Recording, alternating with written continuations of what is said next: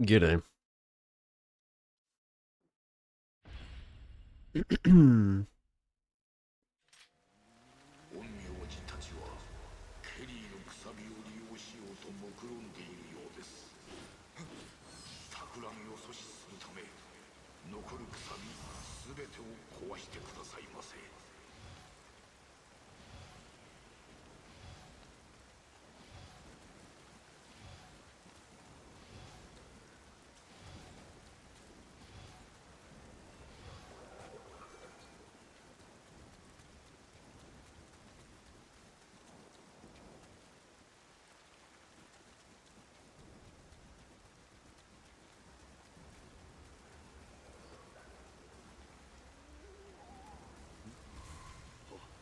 ここだ。Oh, I forgot I have the Odachi.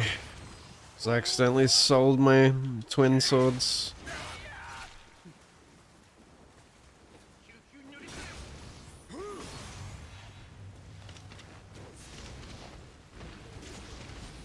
Oh, they can summon those little floating skull things.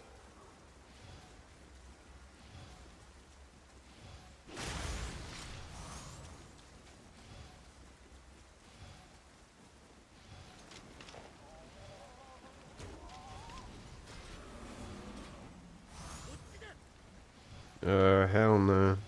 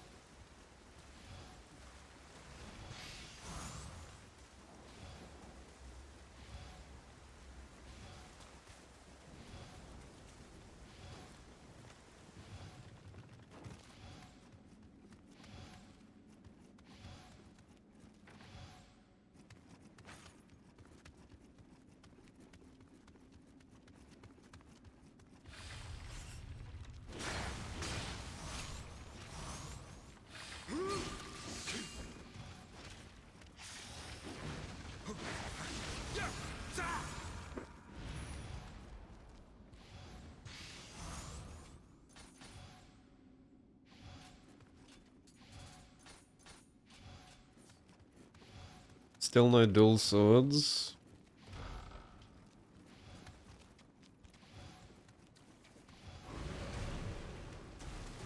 Oh shit.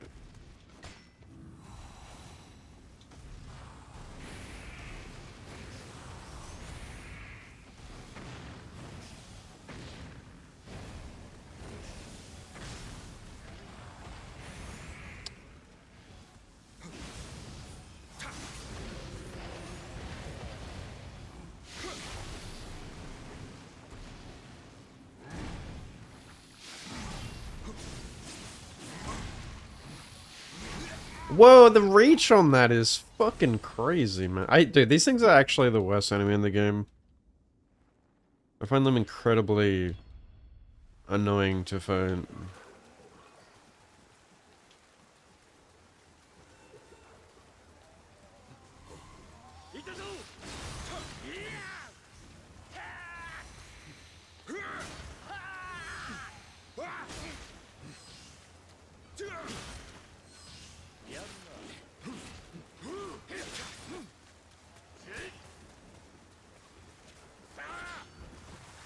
Yeah, but the birds are strong, but I feel like they're more engaging to fight, I guess. I don't know. Those big guys with the tongues just feel like really annoying, you know? Like the way the fight flows just sucks.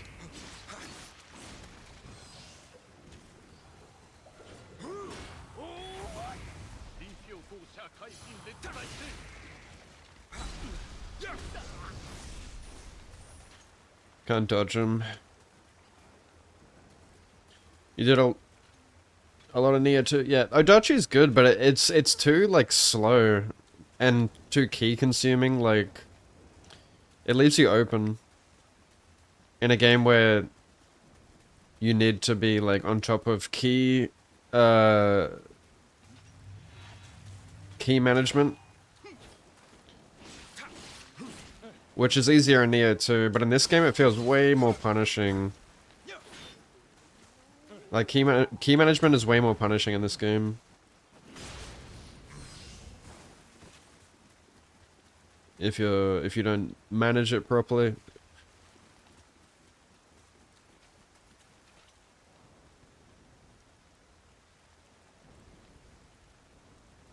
Do you feel like death?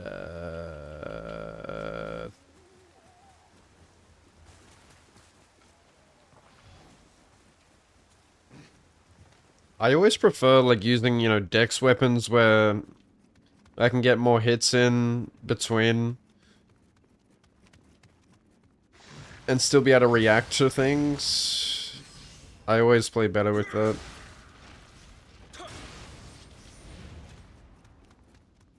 Just suits my playstyle.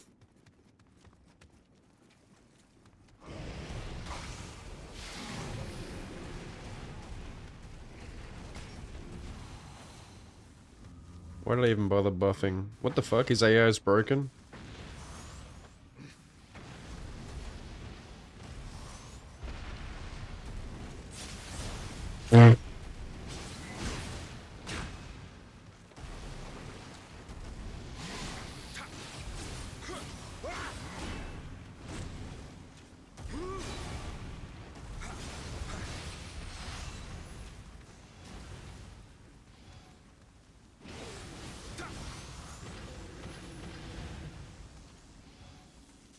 Yeah, I added a few 7TV emotes. I didn't realize we have so many slots at the moment. I haven't checked 7TV in ages.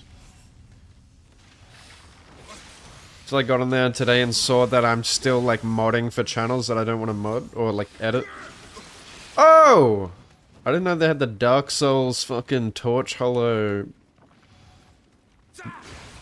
combo of bullshit.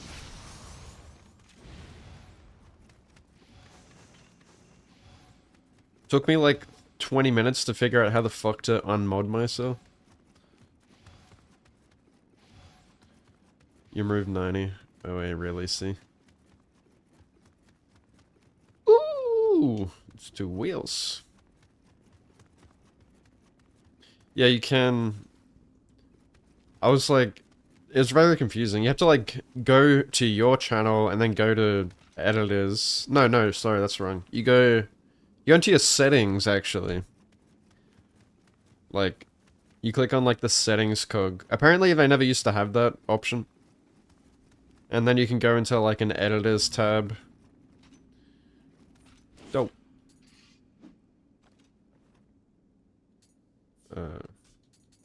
No, wrong one. Shit. What the fuck?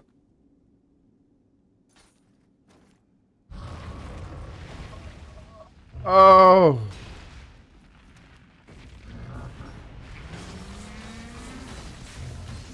I can't do. I'm stuck in the fucking wall, man. I've actually never fought one of these yet in Nioh 1, because I've always got it right somehow. Standing too close.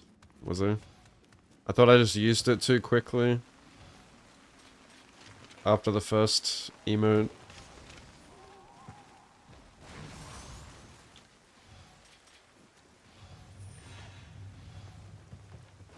Oh! Piece of shit.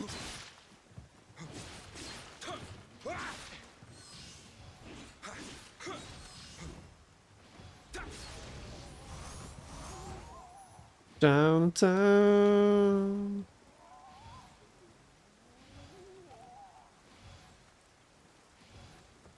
Downtown. What you see is what you get, go. Don't ever forget, go.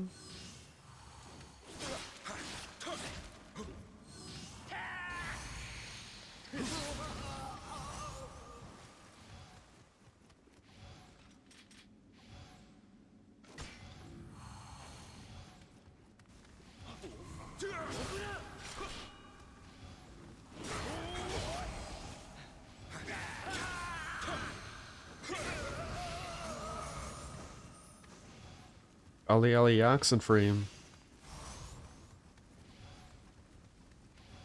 Hello.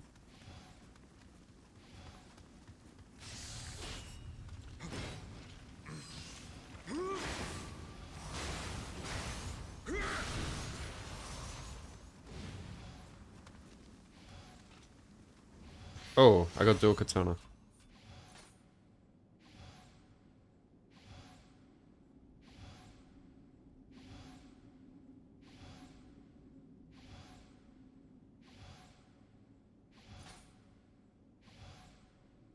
And they're white.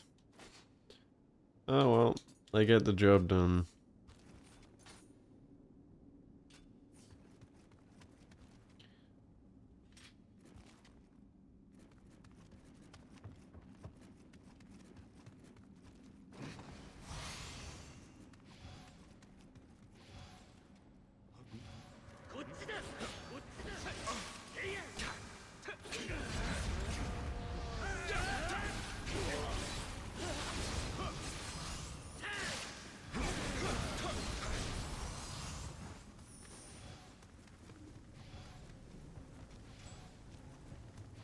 What you see is what you get, girl. Don't ever forget, girl. What do you mean, what is this music? This is Macklemore. Educate yourself.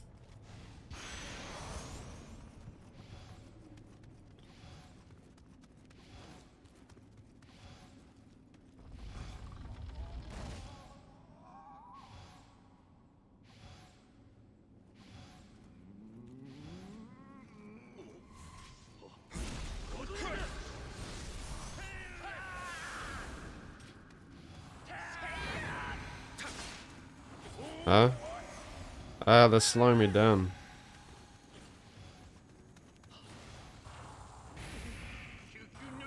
You wanna use magic? I'll use magic.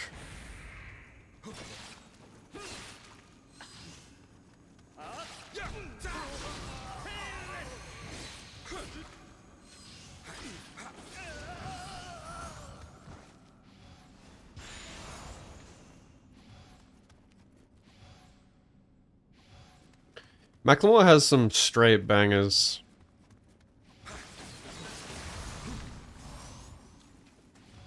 It's a vibe.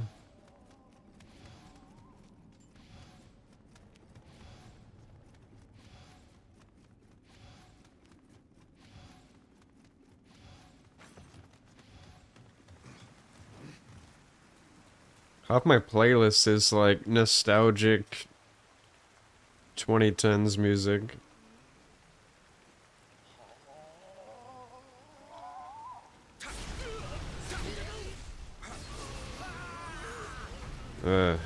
Shit.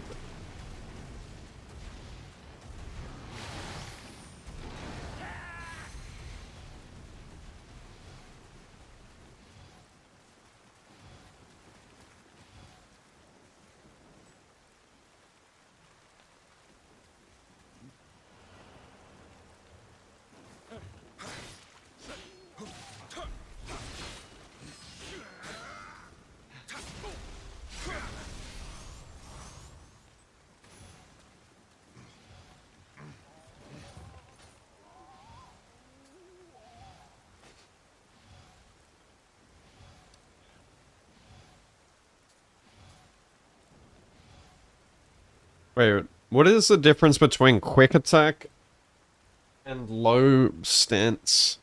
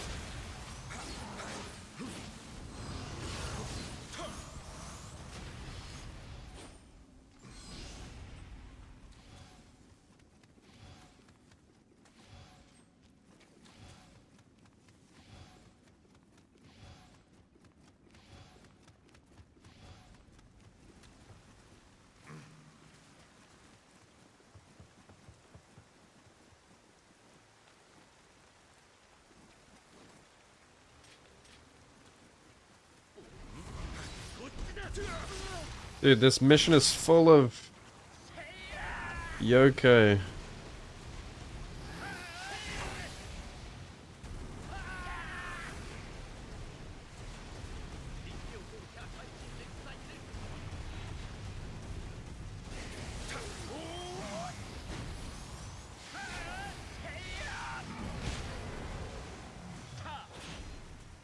Ah!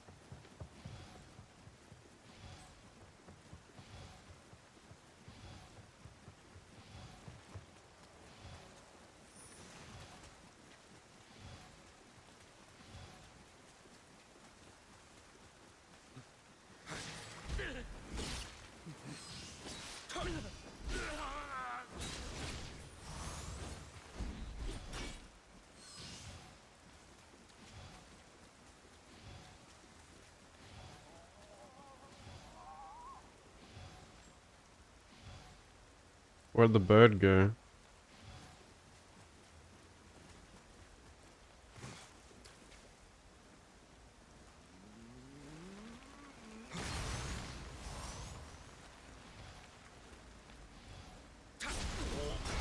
Oh lord, there he is. The fuck?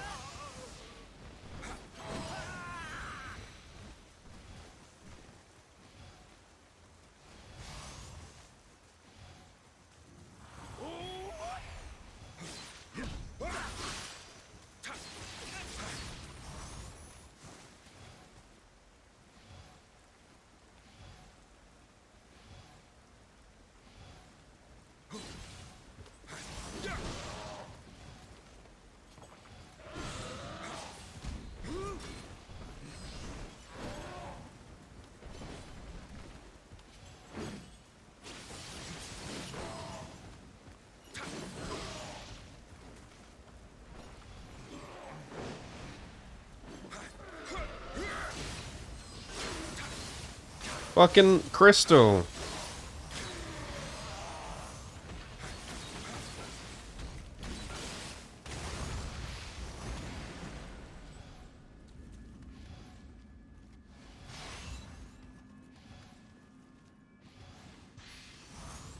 There's a purple up there.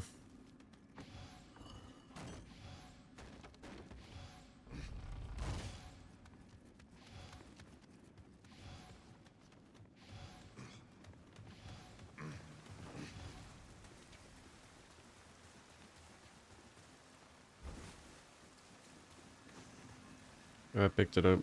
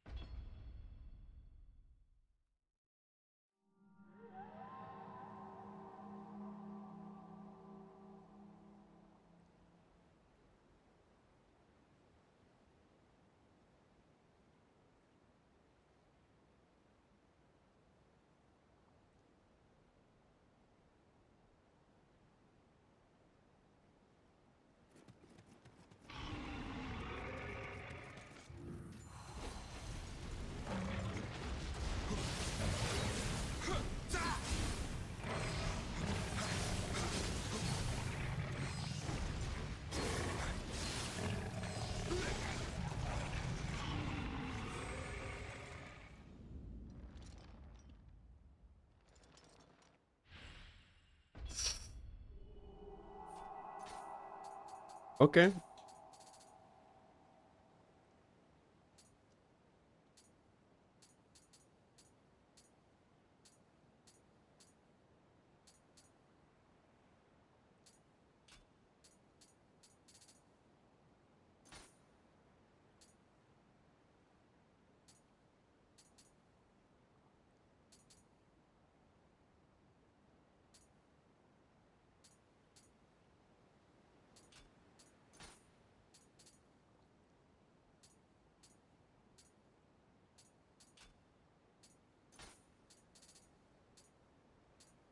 It's one of those bullshit side missions where it's just an insane boss. Where you're supposed to return to it later.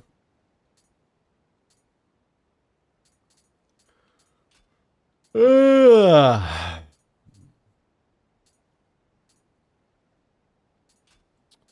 Well, fuck me.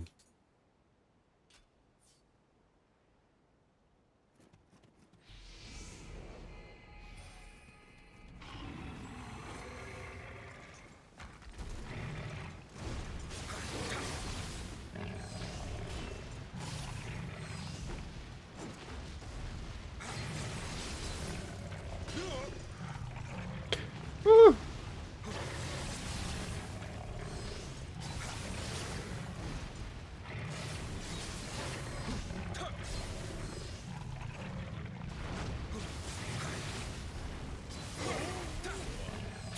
What the fuck? Oh. I accidentally summoned someone, did I?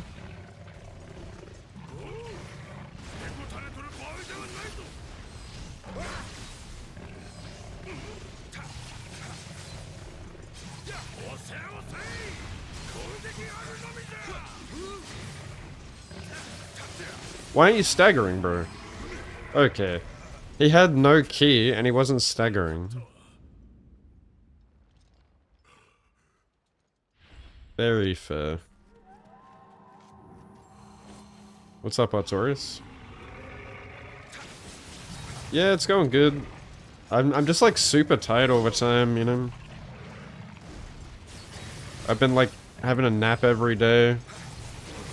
Otherwise I'd be streaming like earlier in the day, but I'm just too tired.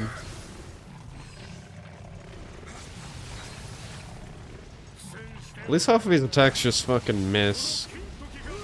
Because he's too big.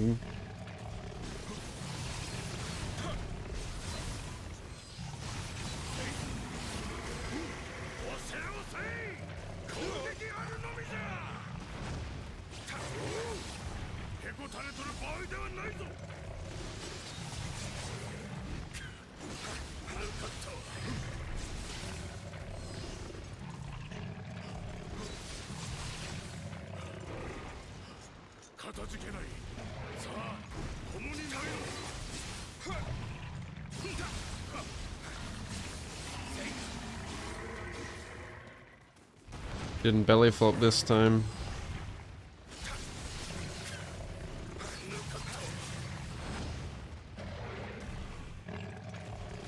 Oh, I thought that would miss. I'm surprised that hit me.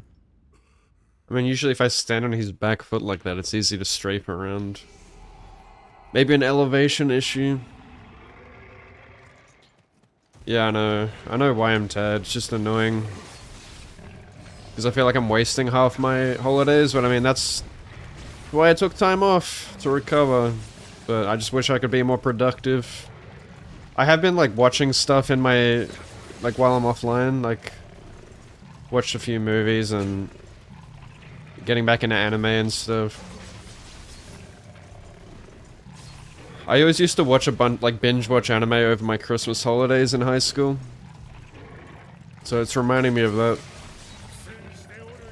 When I had, like, you know, a bunch of time off. But I'm catching up on My Hero Academia before the finale. I'm, like, a quarter of the way through Season 7. Like, the second latest season. I watched, like, the recap. They have, like, a recap season, which I'm sure a lot of people hated, but it's actually kind of good for me to, like, refresh my memory on the story, because it's been, like, been like a couple years since I watched it, I think. I used to be super into My Hero Academia.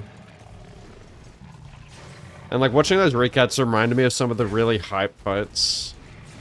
Like, that anime is full of like hype fights.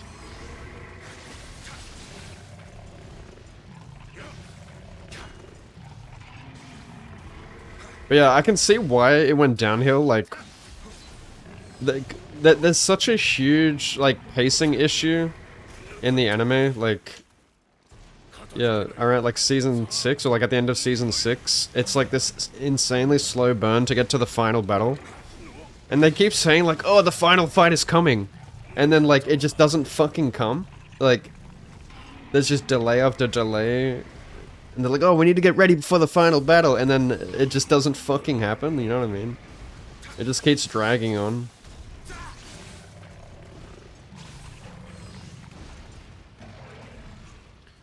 That's where it lost a lot of its hype, I think. But I also, like, I just don't... The thing that, like, made me lose hype as well is, like, I really don't care about, like, All For One as a villain. I think he's one of the most boring villains ever. Like, Shigaraki is an okay villain. He's far from a good villain, though. Like, just in general, like, I think a lot of the previous villains were way more interesting, actually. But the whole, like, yeah, League of Villains sucks, besides, like, maybe Derby, you know, the Todoroki storyline is kind of interesting to me. Like, I really like Endeavor's redemption arc. Like, that interests me. I love redemption arcs. But, like, yeah, Shigaraki as a villain really sucks. Like, you can't even, like... You can't even really, like, empathize with him. Like, it's just stupid, you know what I mean? His villain story just feels stupid. And so does All For One. All For One is such a shit villain.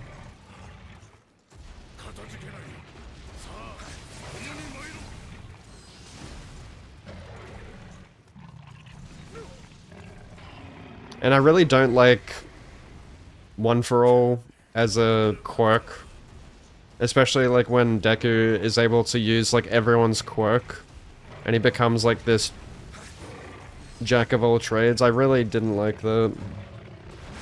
Because he just becomes an absolute arsepull character where like the story just kind of adapts to Deku. If that makes sense. To his needs. He doesn't really have to work for it the way that some of the other characters work for it, like Bakugo, for example. You can see, like, Bakugo goes through, like, serious, like, training on his own. Like, he's like the Vegeta of the series that really makes you root for him. Vegeta was always by far my favorite character in Dragon Ball Z, and Bakugo is clearly inspired by him.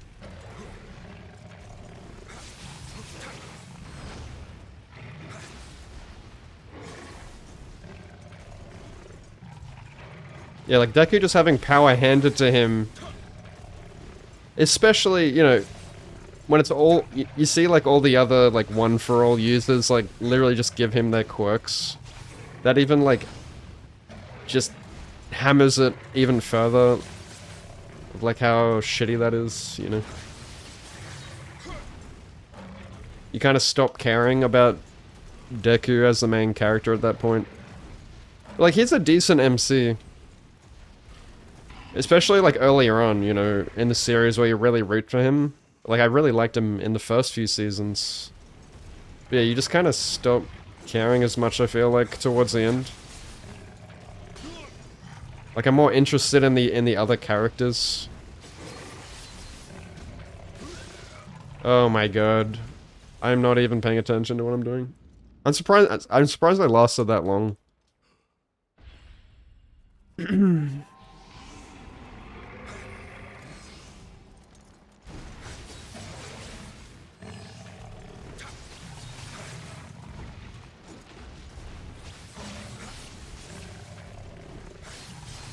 I am not into One Piece, unfortunately. I'm gonna try again to get into it, because I know it's like a beloved series. It's just, it didn't hook me, man. I've tried a few times. Crazy, thank you so much for the 18. Welcome back. Enjoy the new sub badge. Look at that blue sub badge. I really appreciate the long-term support. Hope you're doing well. Sekiro, hi Sekiro love. Yeah, it's something I've been thinking about lately, like, oh man, I should try getting back into One Piece, but then I just remember, like, how, you know, it didn't hook me after a reasonable amount of time. Like, I got, like, 90 episodes in. And, you know, some people literally will be like, yeah, it doesn't get good until, like, 400 episodes or something, and it's like, that's not a reasonable amount of time for me to invest in a show. If it just isn't hooking me enough to want to click, like, next episode. You know, because like every other anime I get into, like I want to watch the next episode. I want to find out what happens next. And it's usually like at a pretty good pace. Where shit is just like happening and you're like, oh shit. And it just flows.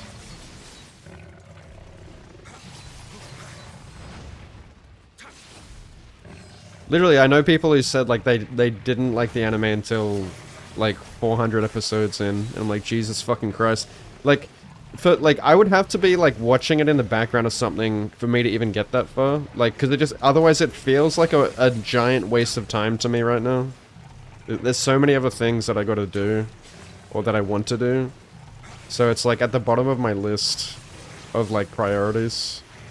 If it's not really engaging. It's something I'd watch if I was playing, like, RuneScape or something, you know? Like, I can just switch my brain off and watch it. It's like a comfort thing. But I like watching shows that are like super engaging, you know?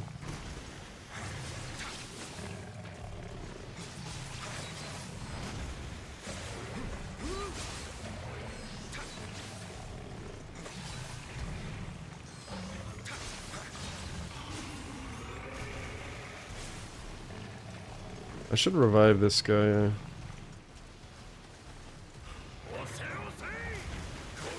so he can take aggro.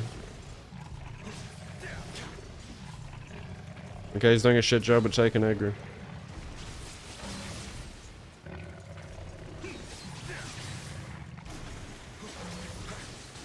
How does aggro work in Nioh again? Like, to go for whoever's dealing the most damage? I swear there was like a pattern to it.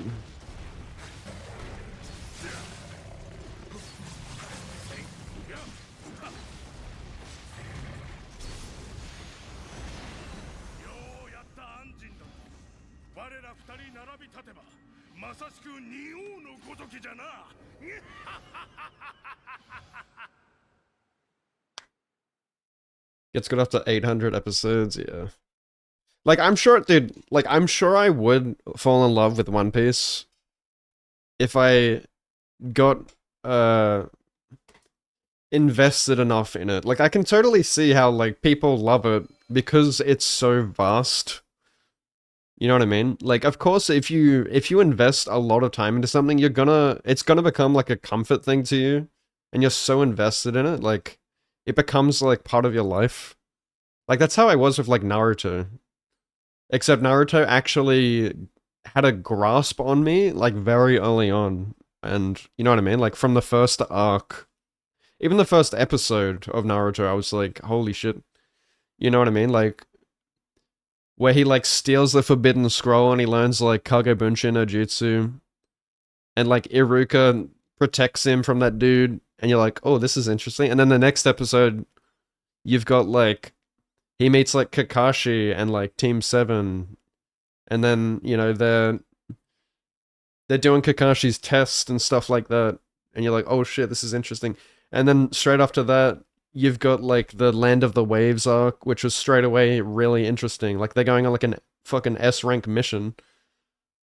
Or they thought it was, like, what, like a D-rank mission? And they end up fighting one of the 7 swordsmen of the mist. And you're like, oh shit, like, the stakes are, like, super high. Like, Naruto and Sasuke almost fucking die. Kakashi almost dies, like on their first fucking mission. And you're like, and that was like already like very like emotional. I remember like that's what Naruto does so well is like the psychology and the emotion that it evokes is so good. Um, you know, with like Zabuza and Haku. Um, and then straight after that, you jump straight into uh the Chunin exams, which is like the greatest arc of all time. So of course, like that absolutely has you in a chokehold in Naruto. Like you just fall in love with the world, and like the Chunin exams is a masterclass in world building and character development. I've never seen, actually to this day, I don't think I've seen a show that like develops all of its main cast of characters as masterfully as the Chunin exams. And I'm talking like the entire like Konoha 12 plus the Sand siblings and everything, like, you know what I mean? You got Naruto, Sasuke, Sakura, Ino, Shikamaru, Choji, Rock Lee, Neji, Tenten, Hinata, Shino, Kiba, and then you've got like all the other teachers and shit that are like interesting, you know? Like Might Guy, Kakashi, Kurenai. They introduced Orochimaru on top of all that. You've got like like Orochimaru fighting the third Hokage. You got like this the what's his name? The Sand Kage. What's it? What I forget what the Sand Kage is called in Japanese. Yeah, you got Gaara, like the Sand siblings, Gaara, Tamari, Kankuro. There's so much shit going on, and like they develop every character very well and like give you a good showcase of their abilities. You get to see the characters fight each other. It's so fucking good. Like it's probably the most, from what I know, it's like widely regarded as like the most influential tournament arc in history. You know, like you see so many anime that are influenced by that. I'm sure like Naruto was influenced by like Hunter x Hunter and like Yu Yu Hakusho and shit like that. But Naruto did it so goddamn well.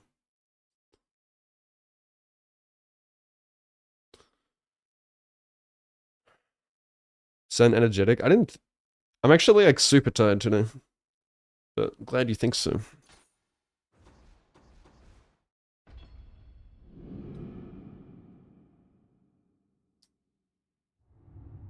元忠殿は我らにケリーメから家康様をお守りするよう命じられた。殿のおられる駿河へはわしら忍びだけが知る早道がある。我が父祖の地である伊賀を越えて参ろう。ウィリアムよ、ケリーを追わねばならぬはお主とて同じ。共に。And yeah, like in that arc, it also, like I said, it introduces all the other villages too. So you're like, holy shit, like how big is this world? You know, you got Shinobi coming from different villages into this Chunin exam. Like you had like the sound ninja and shit, like you had the sand village. Just a lot of shit going on. Learning about all the different types of jutsu.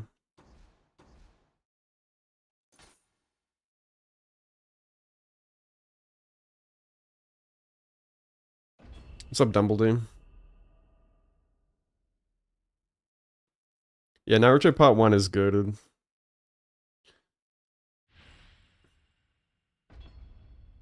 Yeah, I've heard of One Piece, but I have like this deep fear of like missing like content or like media. Like when I'm watching something, I like it's important to me that I consume like every little detail. Like that's another thing with One Piece is like it can feel a bit overwhelming with how vast it is. Even though I've watched plenty of, you know, I've watched the entirety of Naruto and Shippuden, with all the fillers and everything, every movie, played every game, which is a lot. Like, Naruto in total has like 700 plus episodes. But, yeah, like I said, I need to be like invested enough to want to keep going with One Piece. And like when I watch stuff, dude, I watch like entire animes like on my phone. I don't know if this is like an ADHD thing, but I don't know about you guys, but I constantly rewind shows. Like, just to make sure I don't miss stuff. Like, I'll even if I feel like I didn't read the line properly, like, and I watch in Japanese, English sub, I always rewind to read the line again or to, like, watch the scene. I do it so much, it's weird. Like, it can take me longer than usual to finish an episode. Which I'm sure wouldn't be an issue in One Piece, considering how fucking slow it is. But some anime, like, adapt, you know, quite a lot into one episode where they're kind of faster paced, there's more going on, there's more dialogue.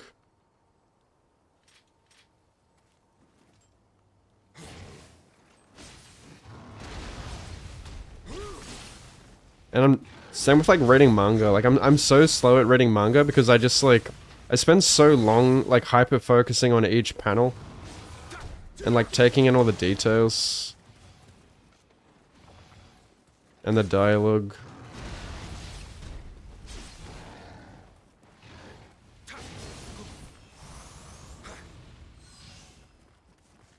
Yeah, I'm glad that One Piece is going seasonal. I think it totally needs it, and I think that's going to bring in a lot more fans. I think that's going to really encourage people to catch up to the anime. Because like I said, I think one of the huge reasons most people don't want to watch it is like, they feel like they're never going to catch up, because it's a weekly anime. If it becomes seasonal, then a lot more people will feel like they can catch up. And it won't be as overwhelming. That's what I like with like My Hero, for example. Like, I haven't watched it in like a couple years, but I know it's seasonal. So it won't take me that long to catch up. I've only got like 30 episodes to watch, which I can watch in a day.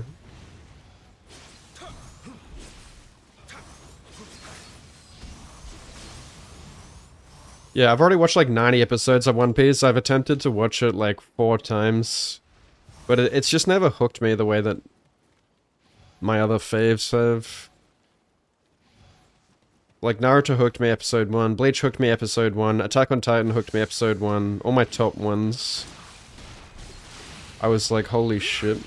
I feel like Bleach has such a good, like, episode 1 as well, I feel like. It's very... Bleach does atmosphere so well.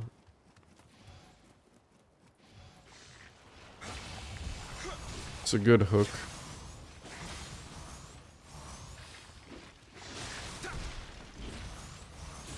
Bleach had me asking so many questions, and like, it was very unpredictable. Demon Slayer? No, Demon Slayer is a show where I feel like I've seen this show like 100 times before. It's very cookie cutter. Demon Slayer is also like heavily inspired by Bleach, but nowhere near his peak.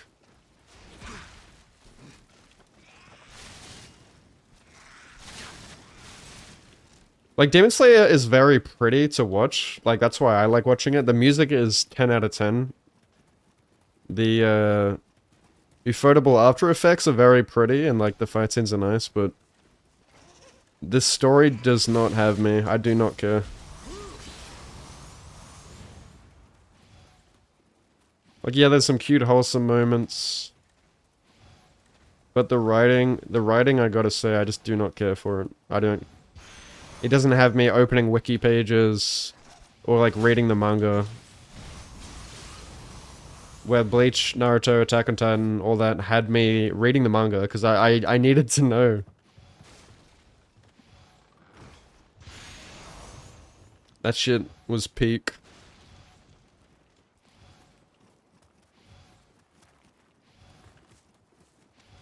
And also just the manga of all of those was also very beautiful. Like, legendary mangaka who wrote those.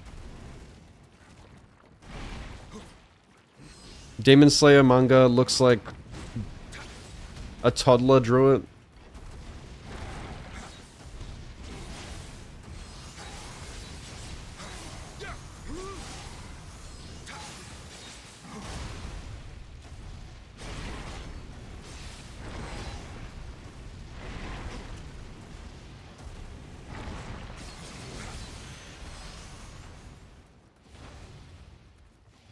Bury the light.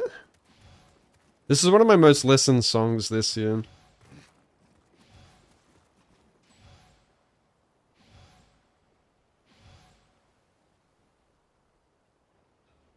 I need to get back into Hunter x Hunter. I never finished it. I did like it though, like I enjoyed it. You know, it's your typical shonen. But it didn't like hook me as heavily as like Naruto did and stuff. I'd say it's probably because like Hunter x Hunter is very good with its like power system and stuff, but the characters weren't as interesting to me. Like, it didn't have this like vast roster of characters that you know, like Naruto. But it does power systems and battle scenes very well.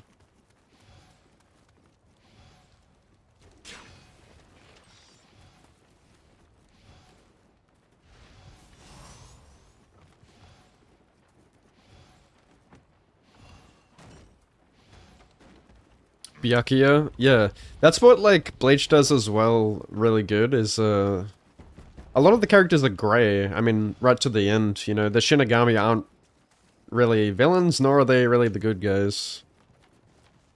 There's, like, a lot of different factions involved, and it makes you question, like, who's right or wrong, you know? The Hollows, the Shinigami, the Quincy's, and all that.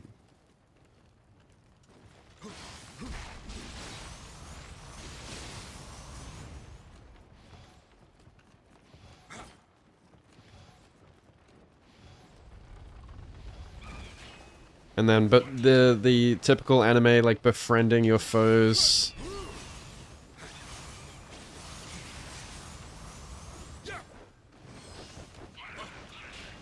Okay.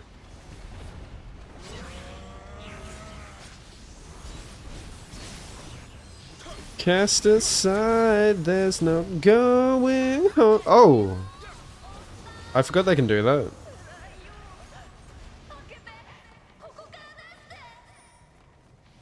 Drifting in the ocean all alone.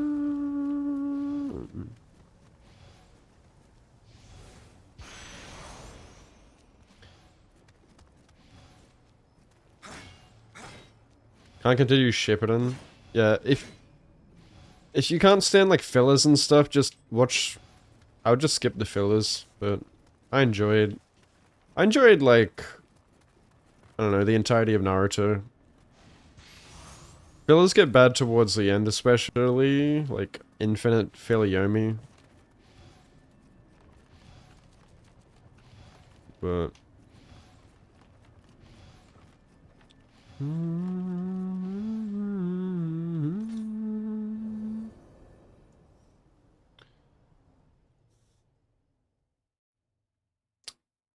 just finished playing some Arc Raiders. How do you like that?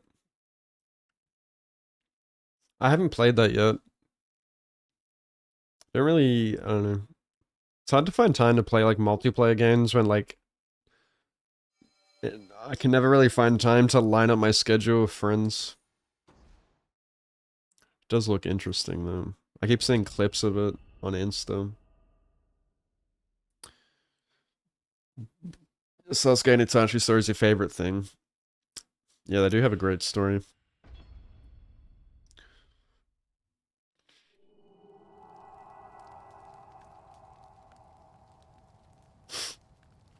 JJK is great. If you want to watch like a modern anime, JJK is the way. JJK is also like heavily inspired by Bleach as well. It's very Bleach-esque.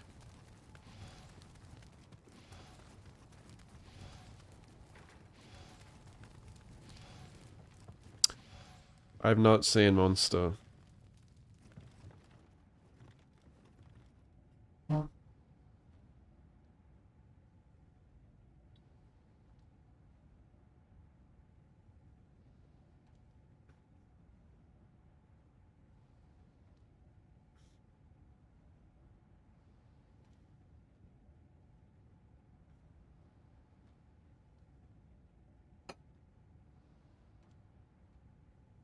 The old Gote 13. Yeah, they're pretty dark.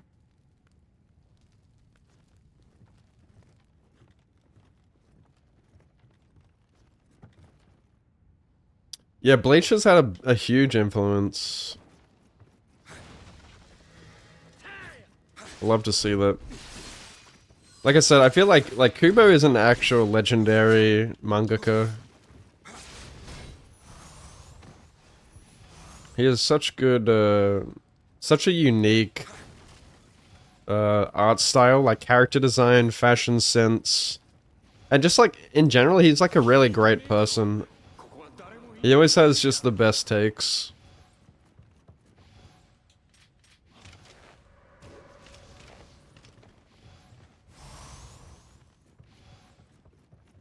Yeah, he has such a unique art style. It's such a pleasure to look at his drawings.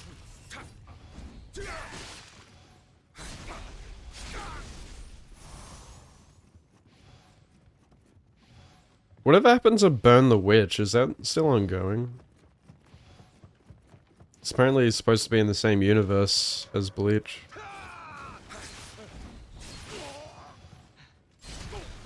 Set after the events of Bleach.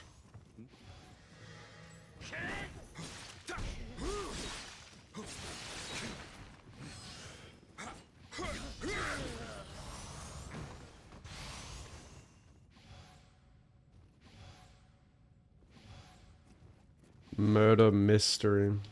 I see.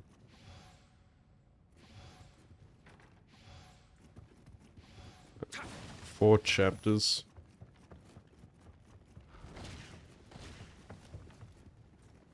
Didn't they make a Burn the Witch anime?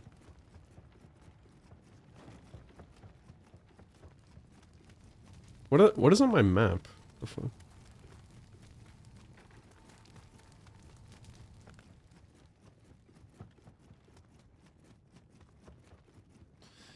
It makes you wonder when we'll get like another show as big and influential as you know, like Naruto, Bleach, One Piece, Dragon Ball Z. I mean, My Hero Academia is probably like the latest kind of bigger, you know, longer running ones. But that even that is like that draws a lot of inspiration, you know, from Naruto and stuff like that. Where it feels like, you know, Naruto, Bleach, and One Piece really, like,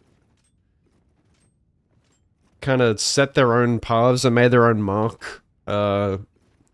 Obviously, like, they all had, like, inspiration from Dragon Ball Z and stuff before them, but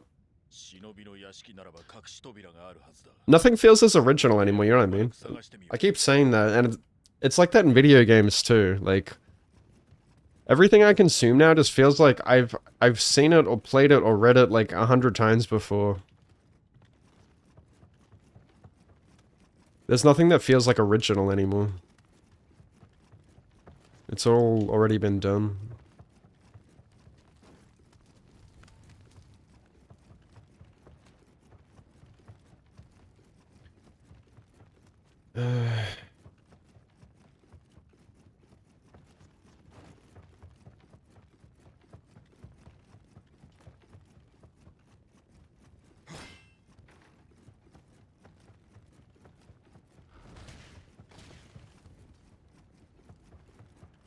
Dude, what the fuck? Where do I go?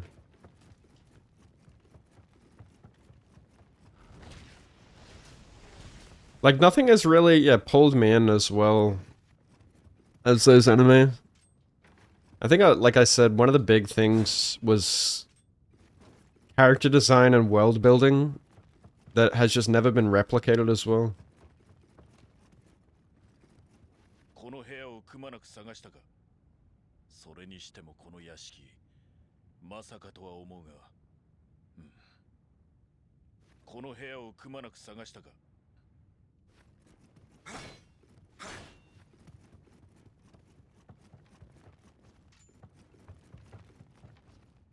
What?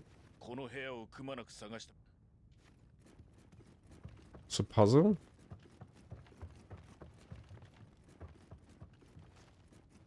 Is there a secret wall?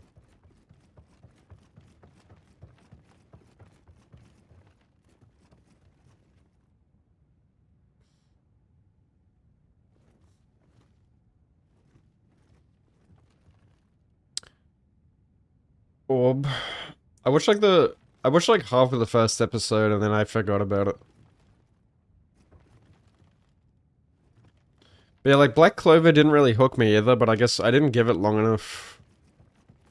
But again, like I felt like I remember watching Black Clover and again just immediately feeling like I've seen this before because it was just it felt like a mix of like Bleach and Fairy Tail and you know, just something I've already seen. So I just didn't care. Like it wasn't gonna have like a lasting impact on me like those shows had originally. Okay, what is the puzzle here? Is there like an illusory wall?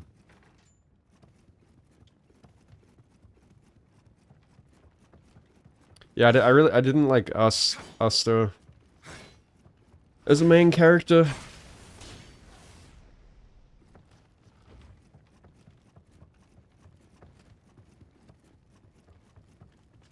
And I don't know, something about Black Clover just felt kind of tacky to me.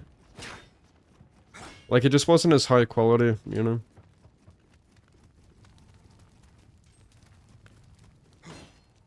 Just nothing hooks me the same way. Like Attack on Titan, for example, is another really good one where nothing has really hooked me the same way. Like, such a unique story and setting that just had me in a fucking chokehold.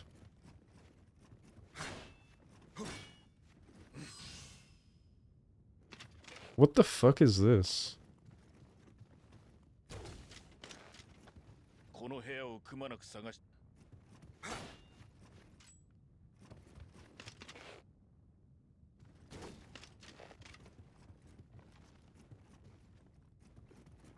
Well, that's not a very helpful bit of dialogue, you know?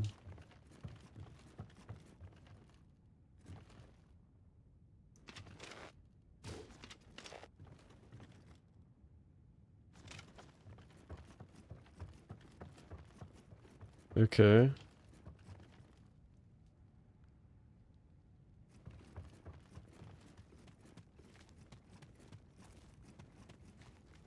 How do I...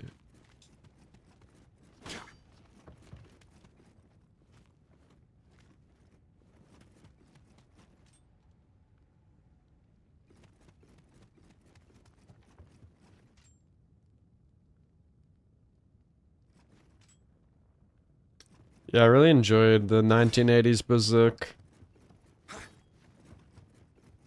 I don't understand what I'm supposed to do here.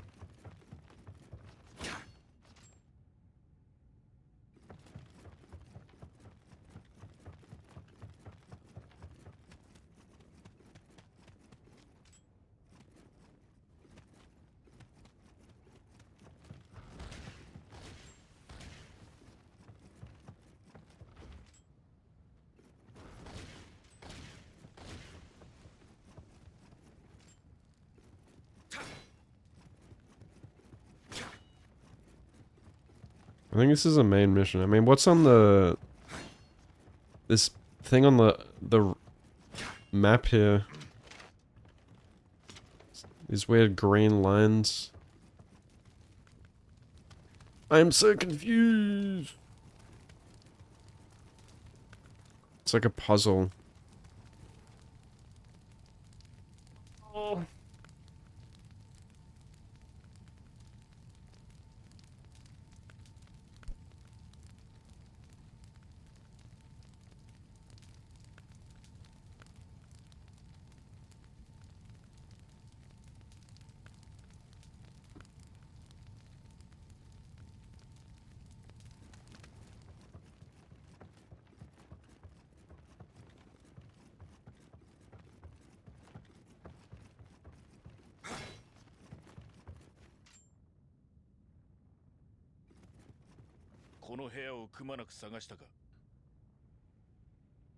What do I do?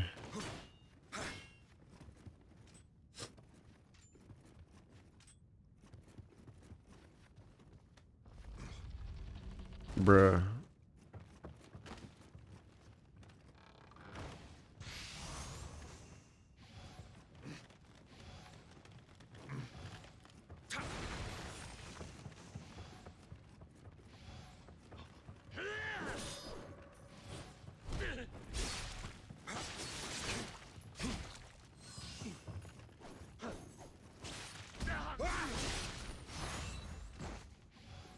What fucking language is that?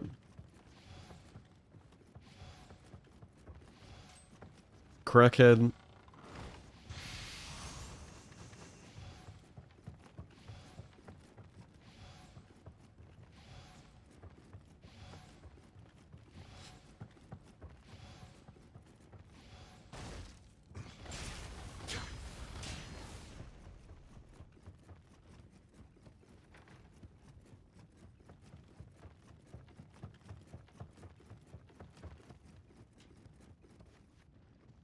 He's gone.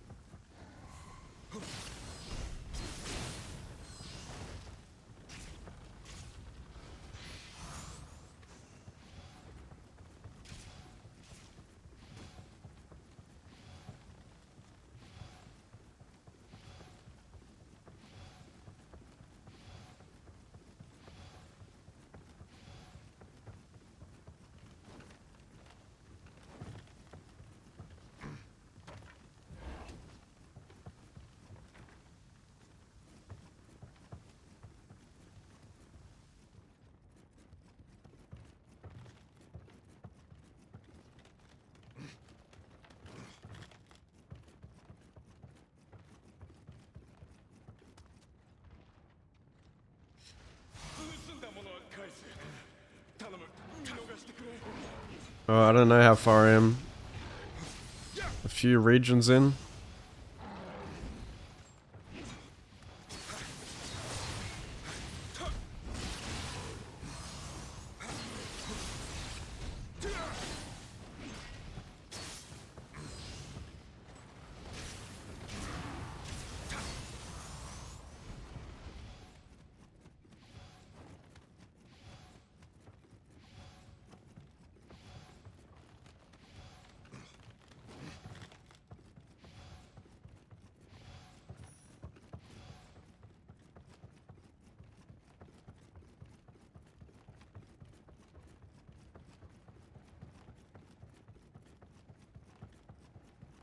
Yeah, something like that.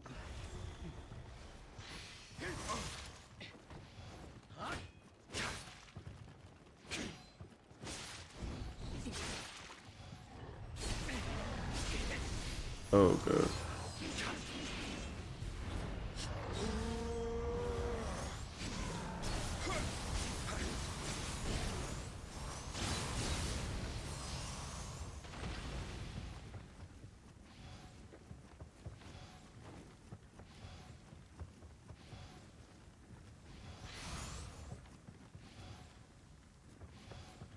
Huh?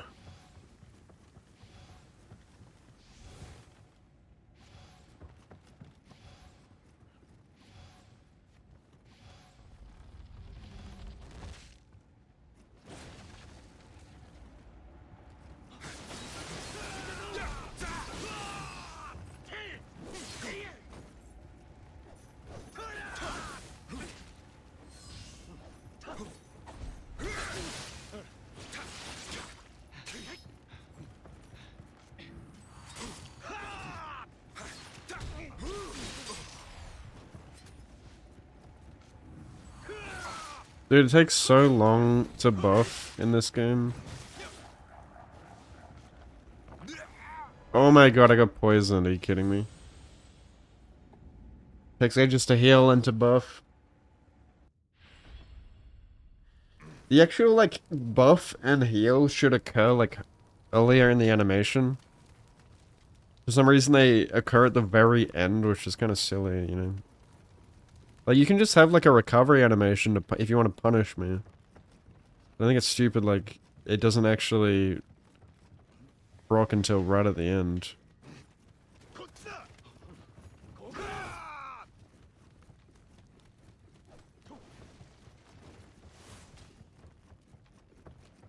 Where was that ladder?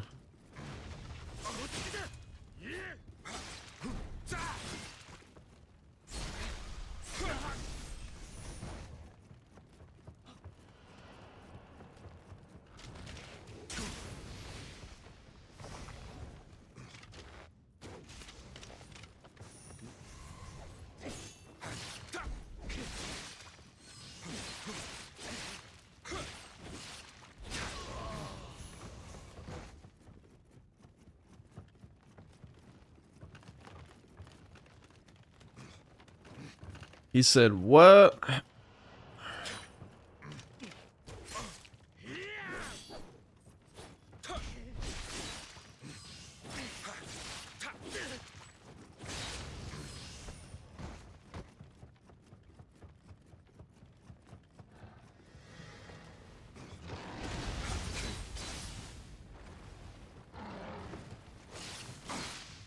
Whoa, damage.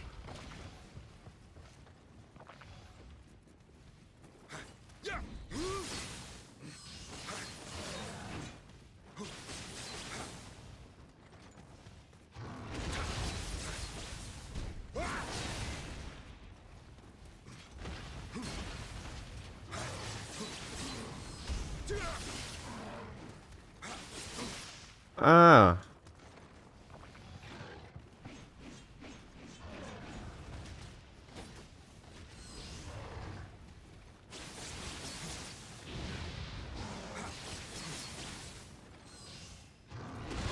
What?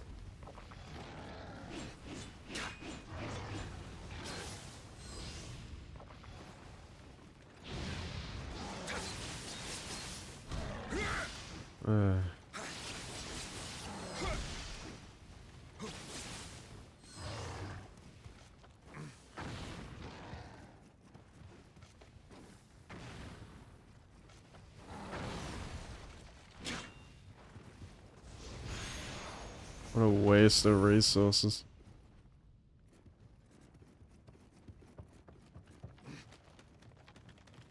He said, Eggy Forgo Ajto Ahanzoban. Yeah, that's a made up language.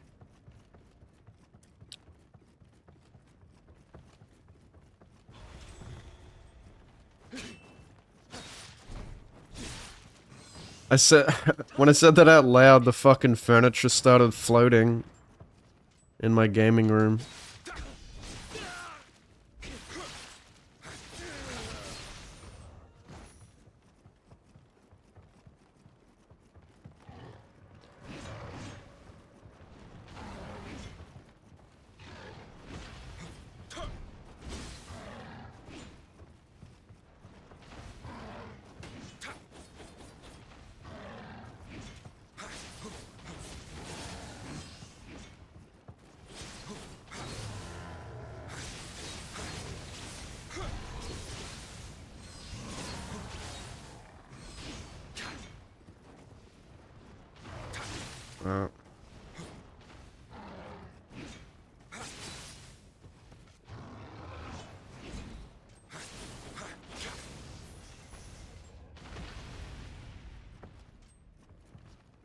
Ancient demon language.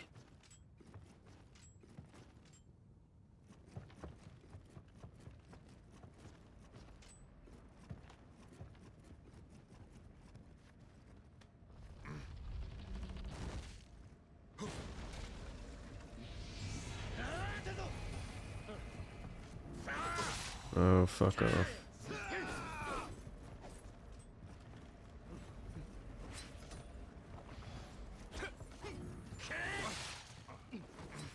You're not gonna let me buff, are you? Look how long it takes to buff.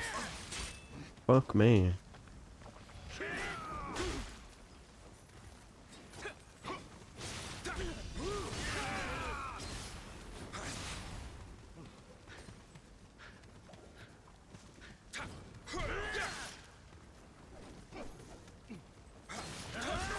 Oh, you're so annoying.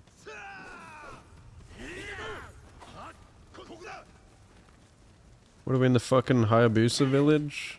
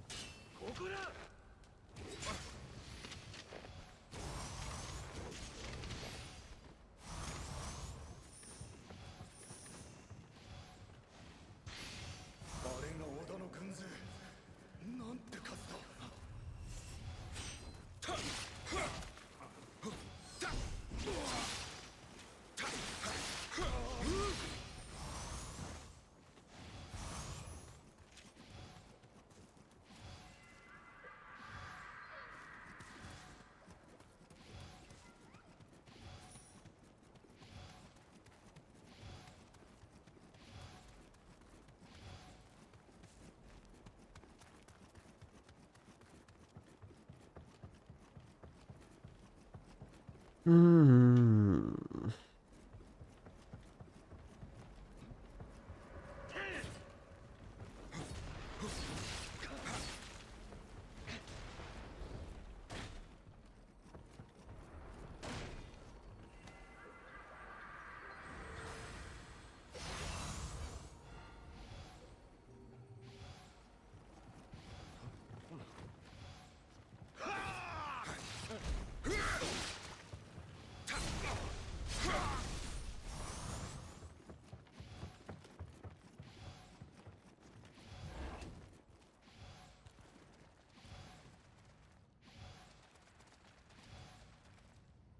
The fuck?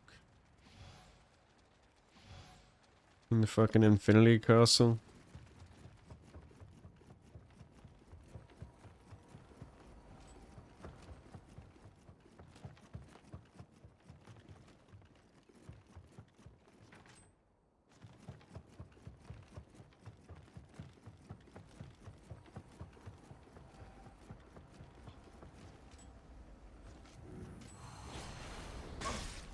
Oh.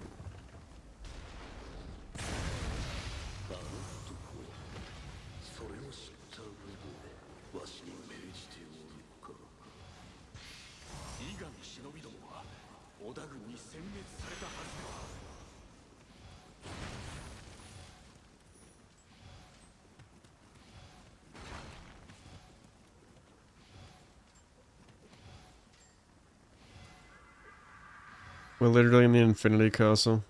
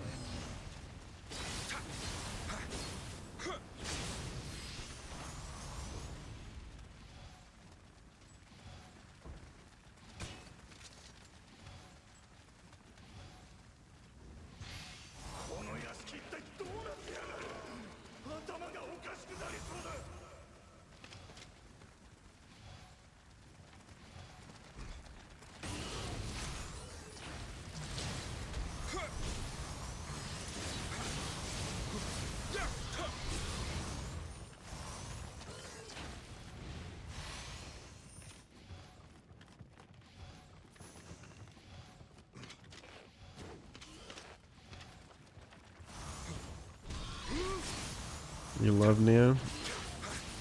Get Nioh 3.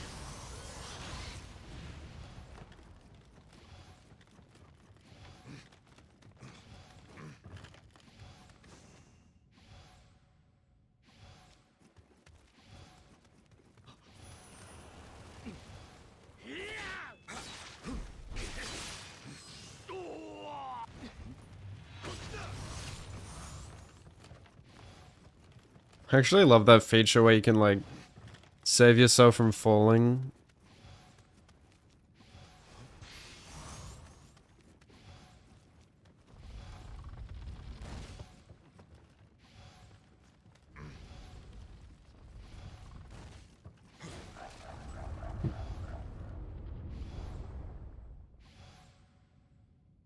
Was that real life?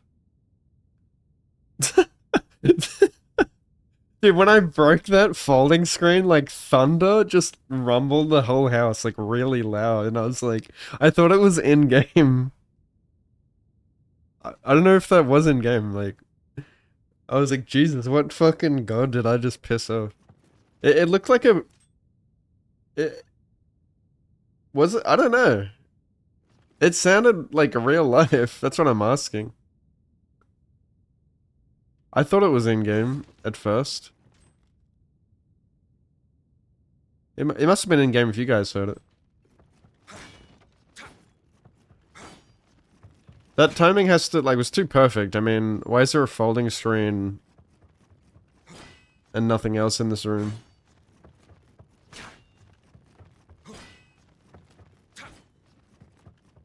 Scared the shit out of me.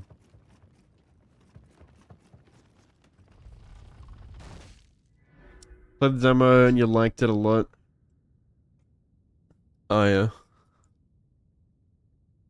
I didn't get to play the demo because I don't have a PS5, but I'm looking forward to it. Oh yeah, I definitely triggered something.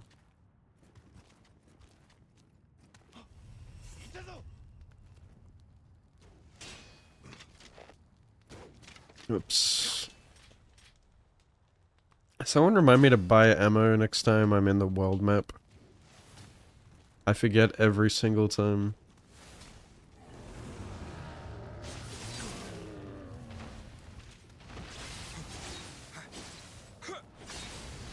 I hate that you can only buy it in the world map. That's stupid.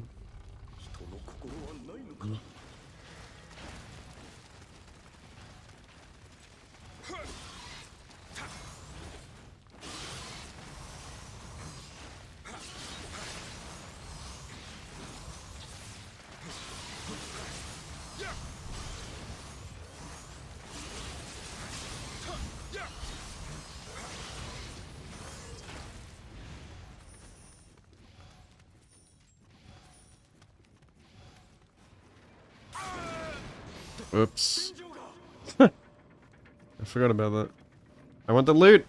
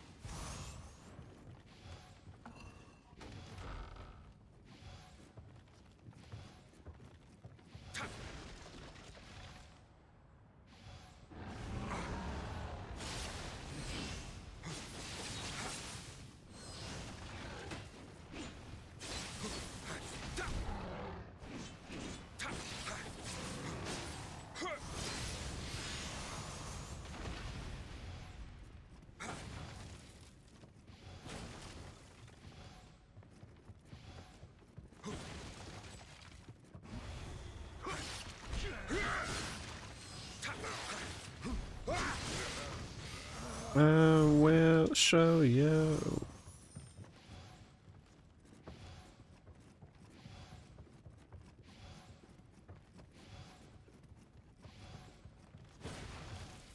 It's a goddamn maze in here.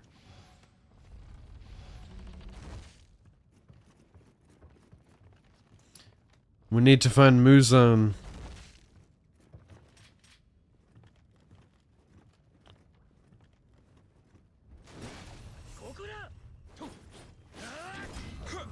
Oh shit.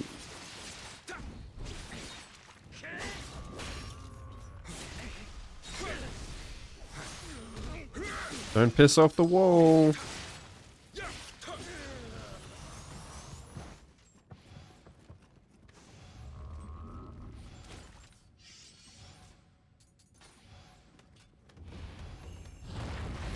Hey.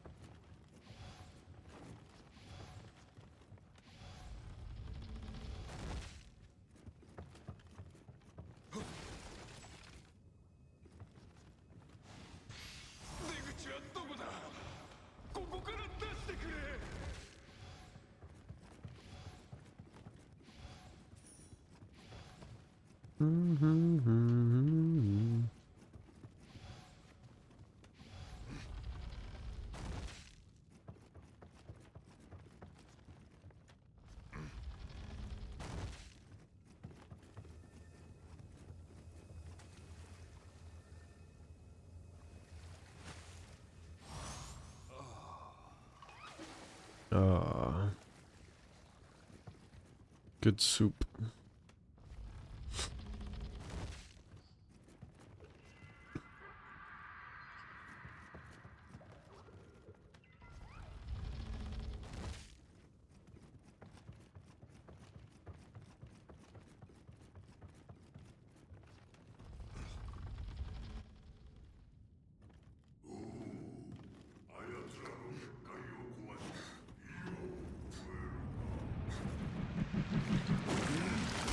Oh shit, Gamakichi.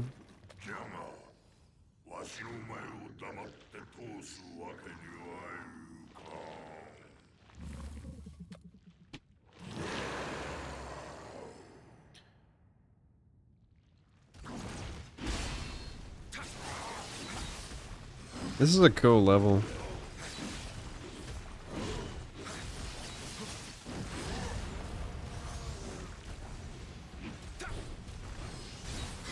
I love Ninja Toads.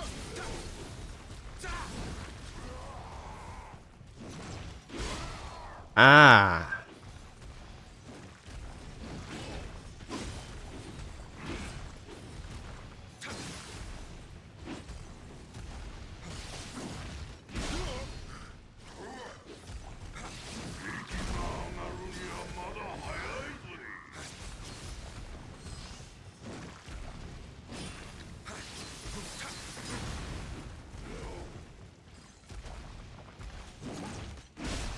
Damn, that AoE is crazy. Oh, he can do that too.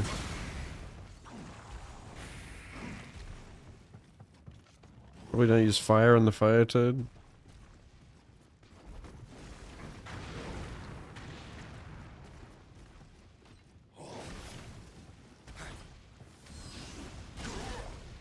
He just bitch slapped me.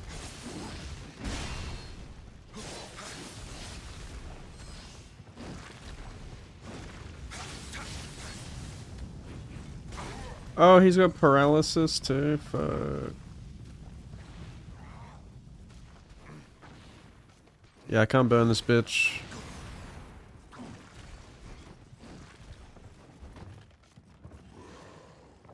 GG. Okay, that is a bullshit hitbox and you know it.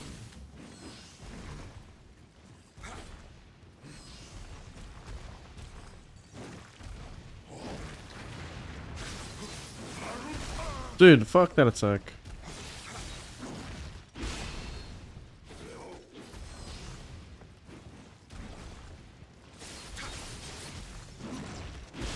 Okay, like, I gotta roll from it. Got an insane hitbox. Maybe don't use fire. Now I've lost my fucking souls. Is there an item to recover my shit?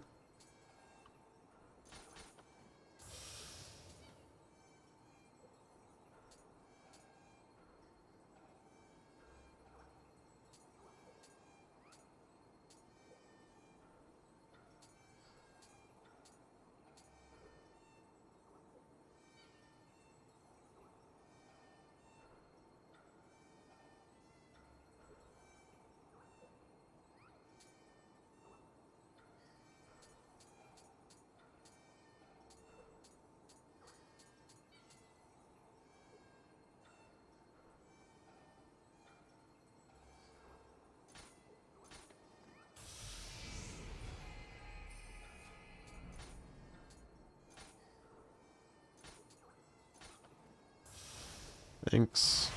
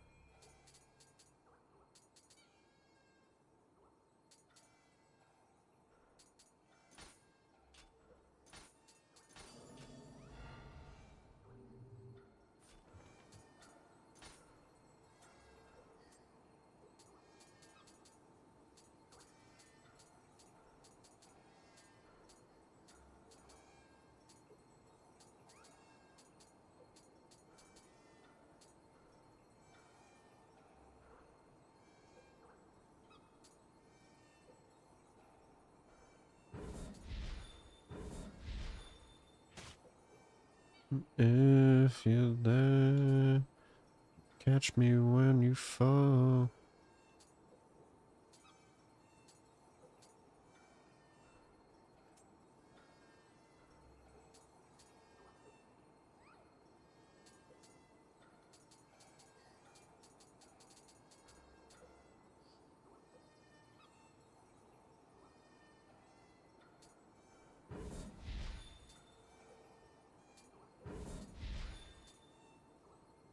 Mm-hmm.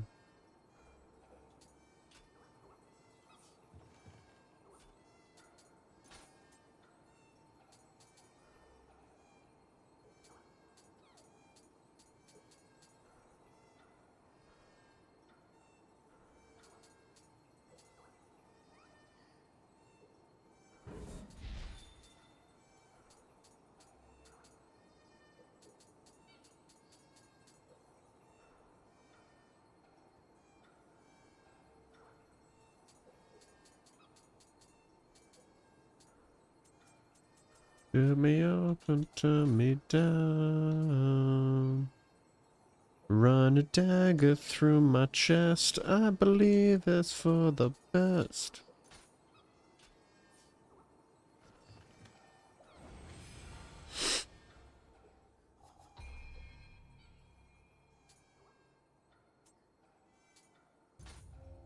Mizu! Mizu!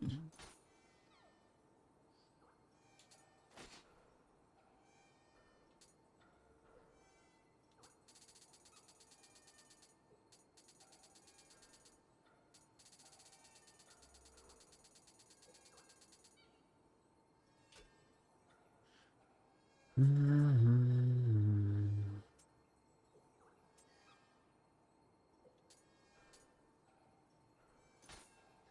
welcome to Chili's. Hi, welcome to Chili's. Thanks for the follow.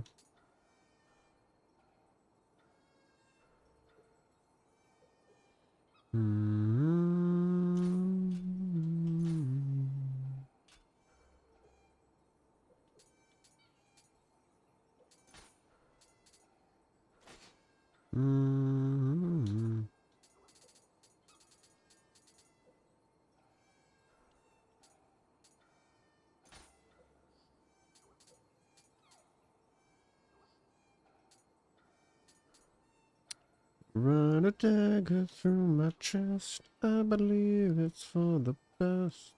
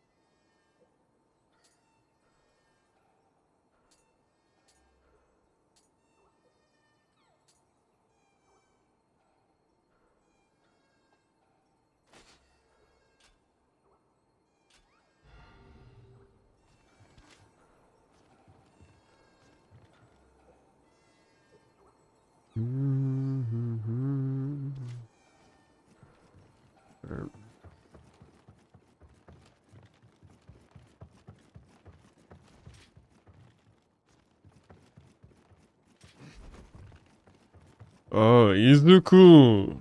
Izuku Midoriya. Midoriya Izuku. Deku.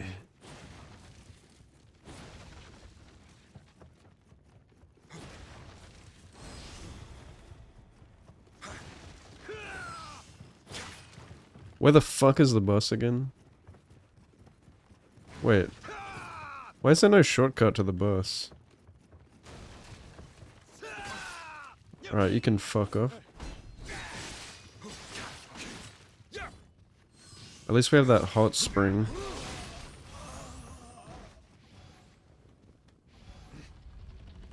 Don't know why you weren't following. That's all good, brother.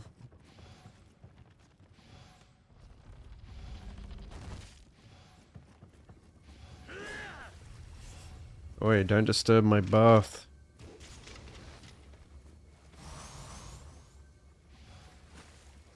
Look at these guys just chilling.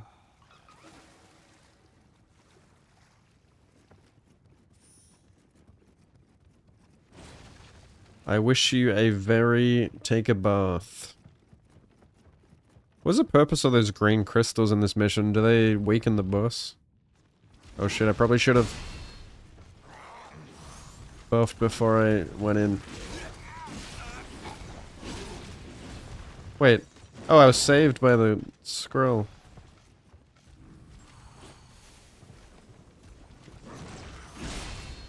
Okay.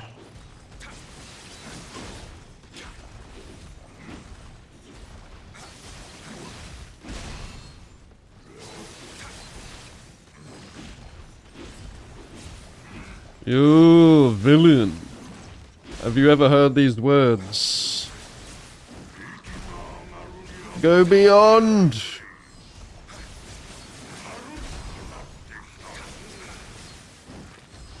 Plus!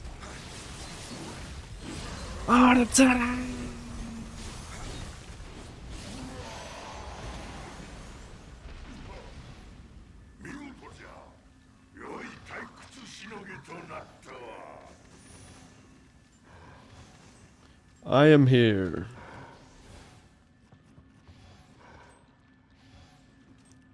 Yeah!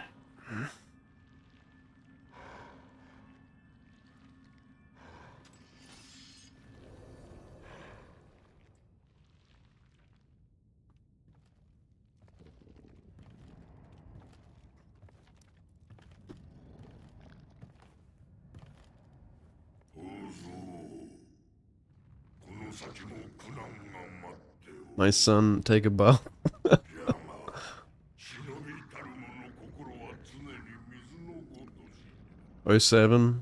せいてはことをしそんじるぞ Oh, he's a cutie. Can't I have him as my pet? 化けて出てまで説教か親父殿も変わらんもんよ They always make you feel bad for killing the fucking animals in this game.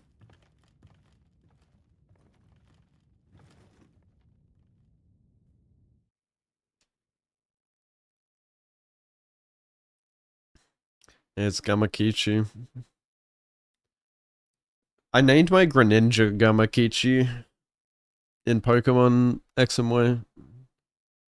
Greninja's my favorite Pokemon. He's the goat. I love Ninja Toads. I always love Gamakichi as well.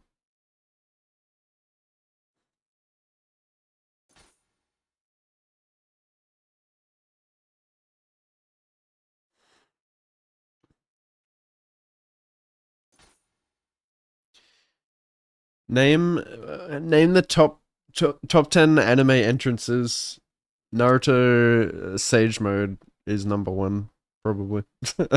No, one of my favorite like anime entrances is Toto in JJK. That's so like just straight aura farming in season 2. I've seen so many memes from that.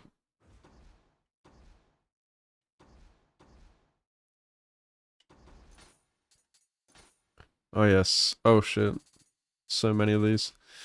Buy ammo. Irashai.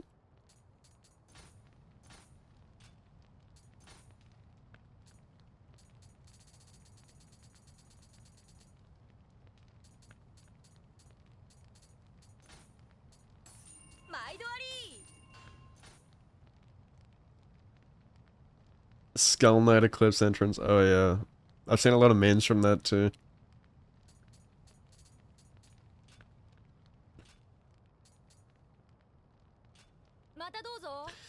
Sitting in the backseat.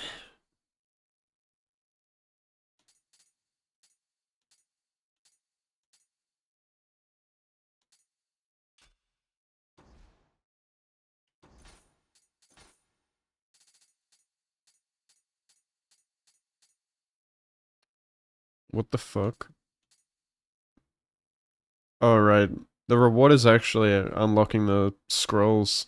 I don't know why it doesn't show that in the reward. They make it look like the reward is pointless. Like, oh, you got a fucking emote. But you actually unlock more skills. That's why I didn't do it last time, because I was like, what the fuck's the point? But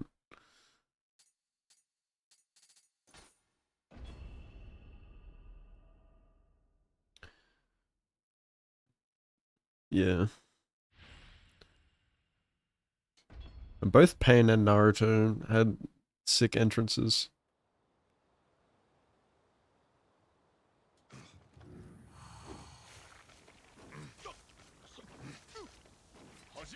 Using Shuriken feels too tacky in this. It's like so slow.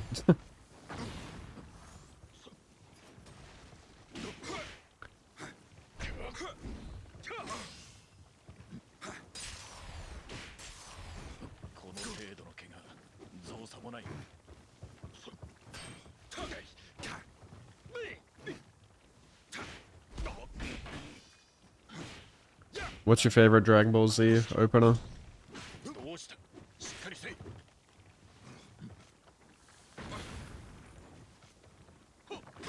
Like, Omyo magic is really strong, right? I feel like ninjutsu isn't as useful offensively. Oh, he's dying to poison. Oh, the poison ran out. You fucking kidding.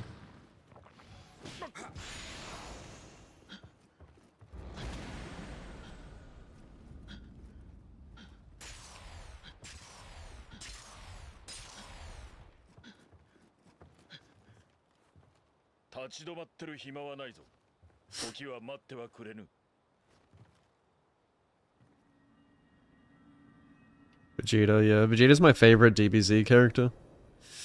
I wish they didn't do him so dirty all the time, you know? Like, they always make him lose. And then, like, Goku takes the dub. Like, Vegeta vs fucking Golden Frieza is so sick. I hate how he just gets, like, done dirty, though.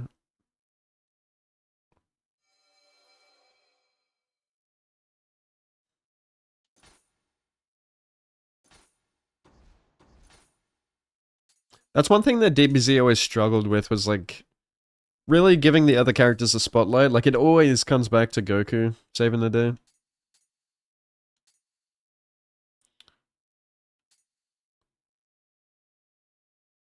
Yeah. Like, for example, it was so fucking cool when Gohan surpassed everyone, you know?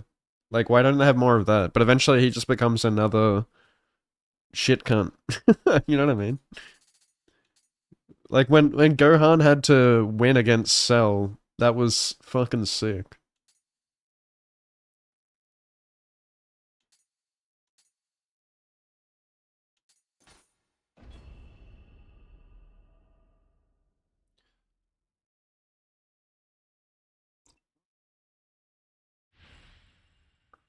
Yeah, I know.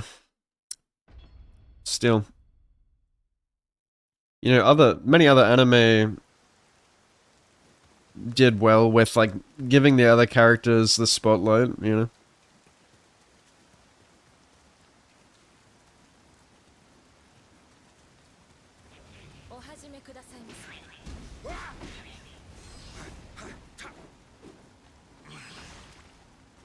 Every anime's transformation slip.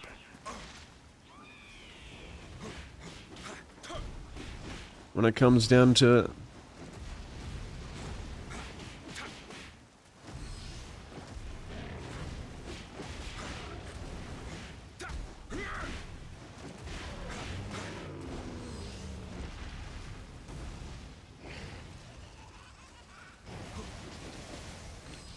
Every shonen anime.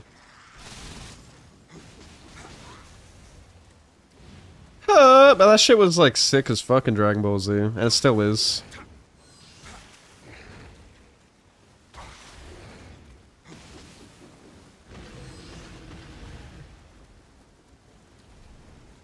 Like, it's just so fucking cool, man. It's just peak. Watching a guy just scream and transform. So simple, but entertains the boys. Like, when you're a kid, you thought you could, if you screamed loud enough, pumped that testosterone, you could transform to a Super Saiyan.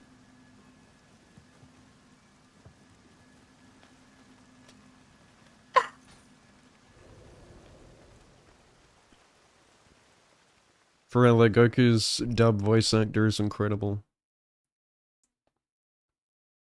Yeah, do you remember that clip? I remember, like, in, like, OG YouTube times, there was that clip of the kid just screaming, like, trying to go like, he truly believed, like, he was delusional, like, he believed that he was a Super Saiyan, and he was, like, trying to prove it. And someone, like, edited it, you know, like, actually putting the special effects in. Gotta respect it. Why can't I do this? Oh, I need... Okay. Jalen, I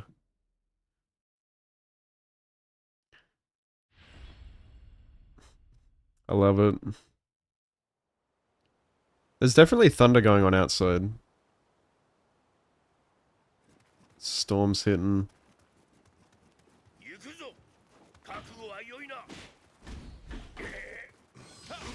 Doesn't he say at the end, like, my name is Jalen, and I am a Super Saiyan?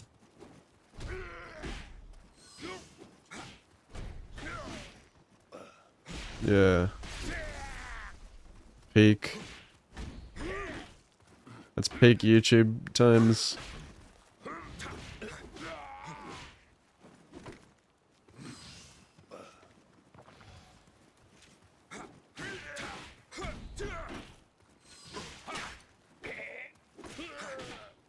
Did anyone watch the Cringe Awards today?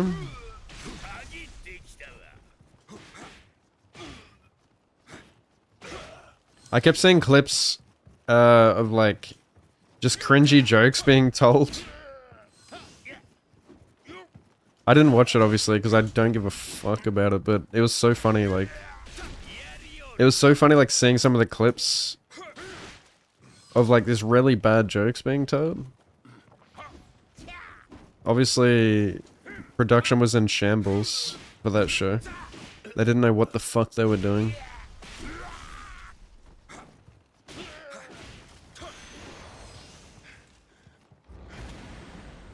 That show was an absolute joke. Surely it's never gonna be done again after this year.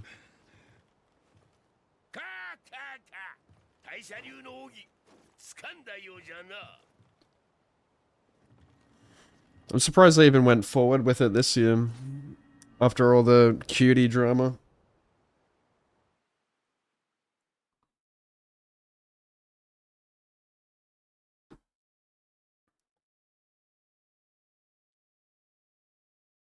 Of course not.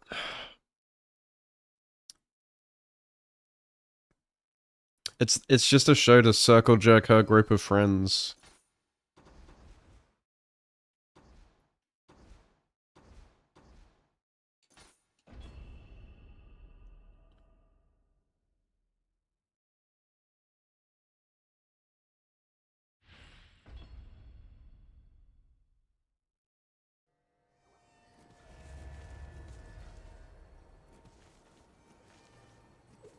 Bucket helmet over their eyes to bow down for the rest of their life.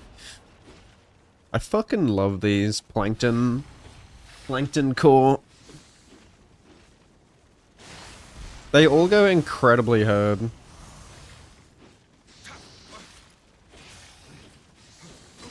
Okay, I hate these guys. Bam, bam, bam.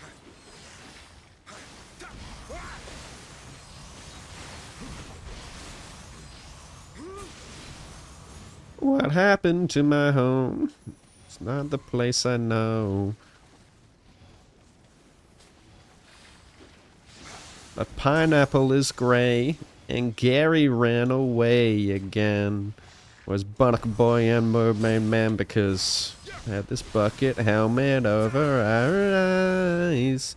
I don't want to live like this for the rest of my life. It's breaking like the waves tonight. What's real and what's fake will be left up to fate. No love, no truth, no lies. This neon tide. And the light falls out. Don't you be surprised. You're the demand, so I'll supply the neon tide. What's your final wish? You chose convenience over Neptune's gift. Clap, clap, clap. Time is up. The neon tide is here to call your bluff.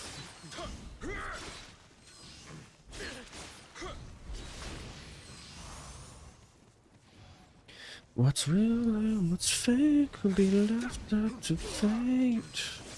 No love, no truth, no.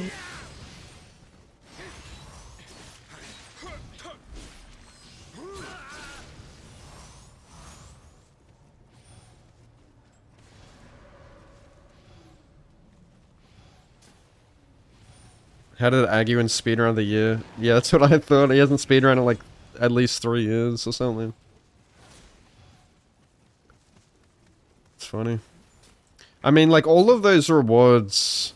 all of the awards don't really make sense. Like, I mean, the titles of them.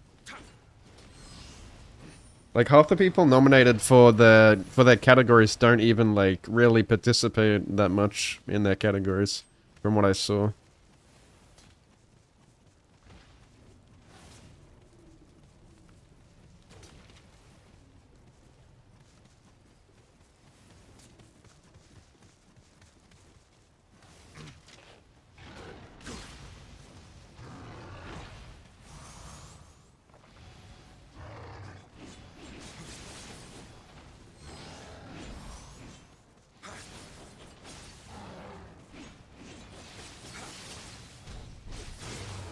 Yo, what a banger. I fucking love Cyberpunk.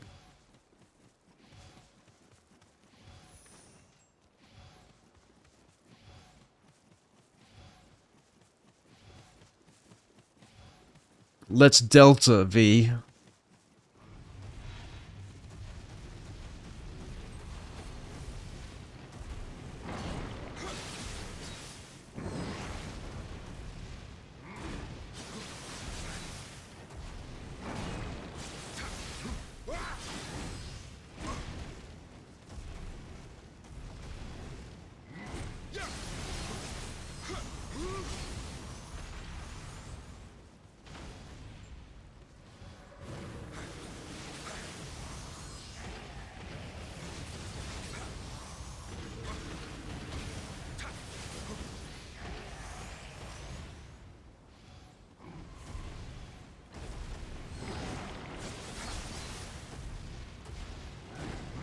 Oh!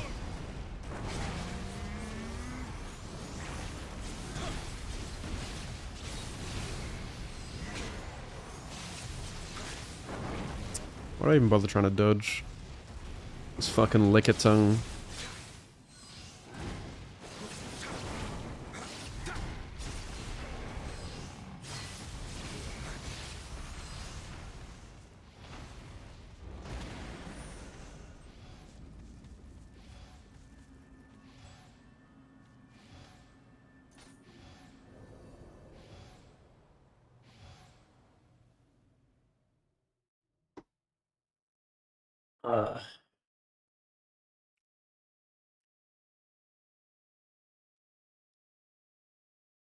Chainsaw Man also trying to float? Wait, what?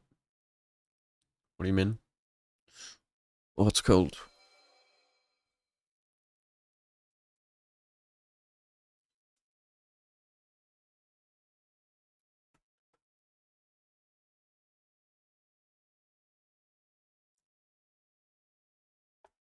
Boy, what? Yeah. Dude, boy, what is really talented. What's up, Hoffman?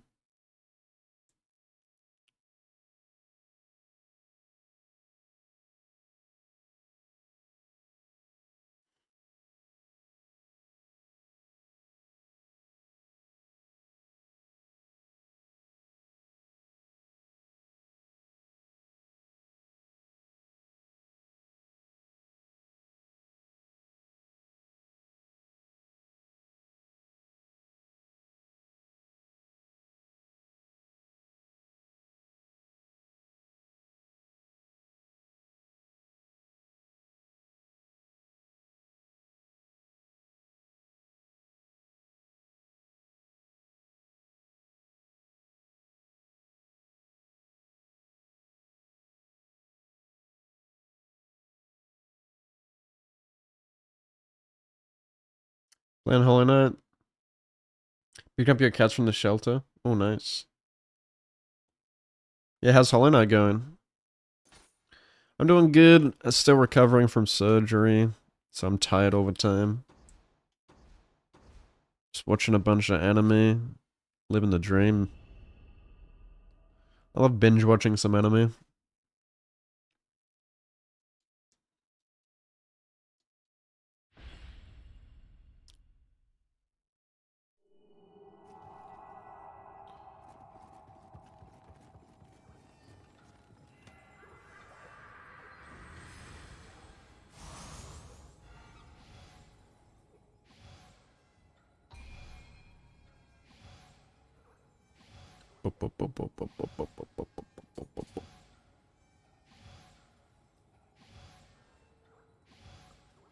Uh,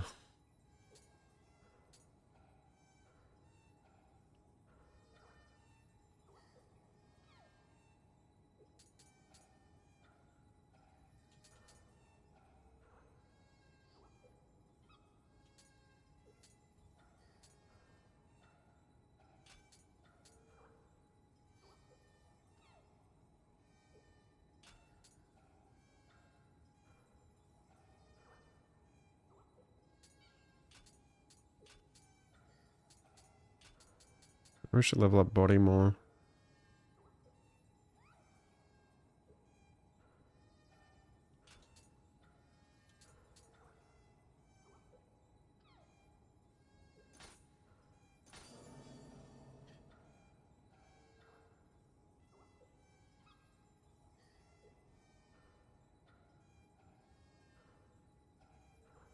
Hmm.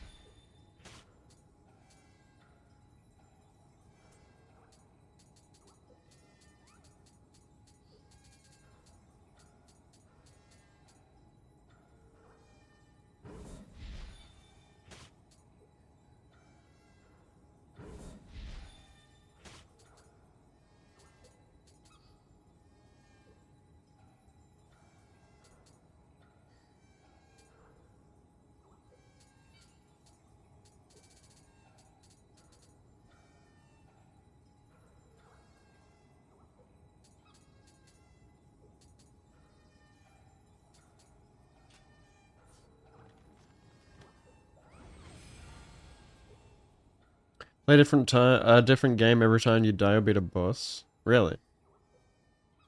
Huh. I couldn't. I just like to hyper focus on one thing. I couldn't do that. I feel like I wouldn't really progress that far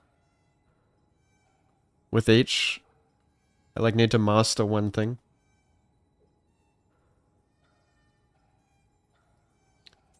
Yeah, true. Pretty cool though.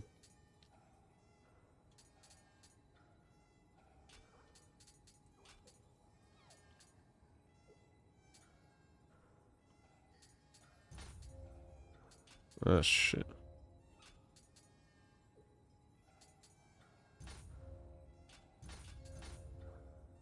I need more ninjutsu, I guess.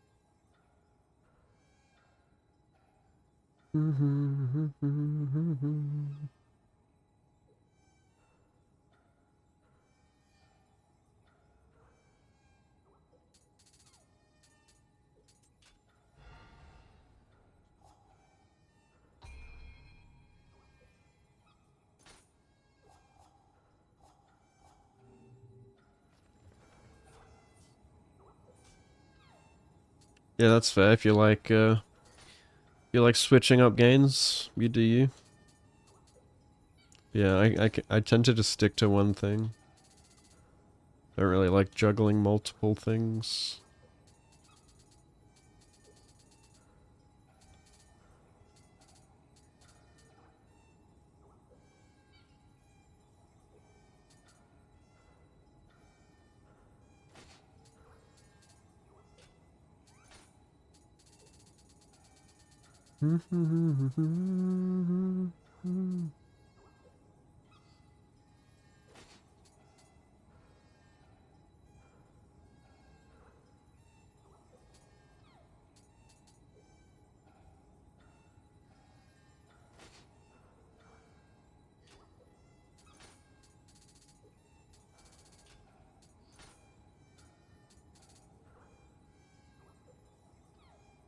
Come on, come on. Who you are.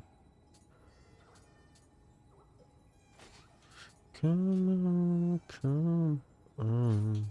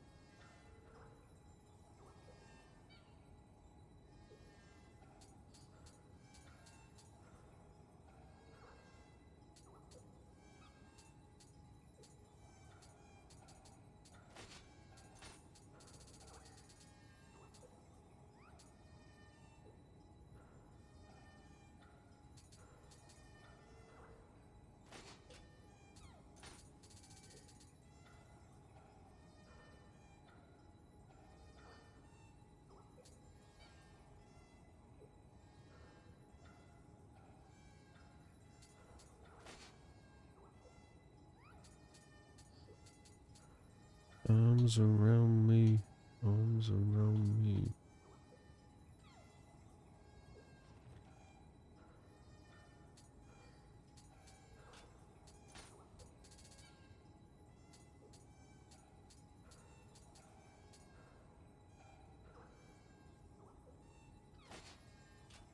There's some light armor.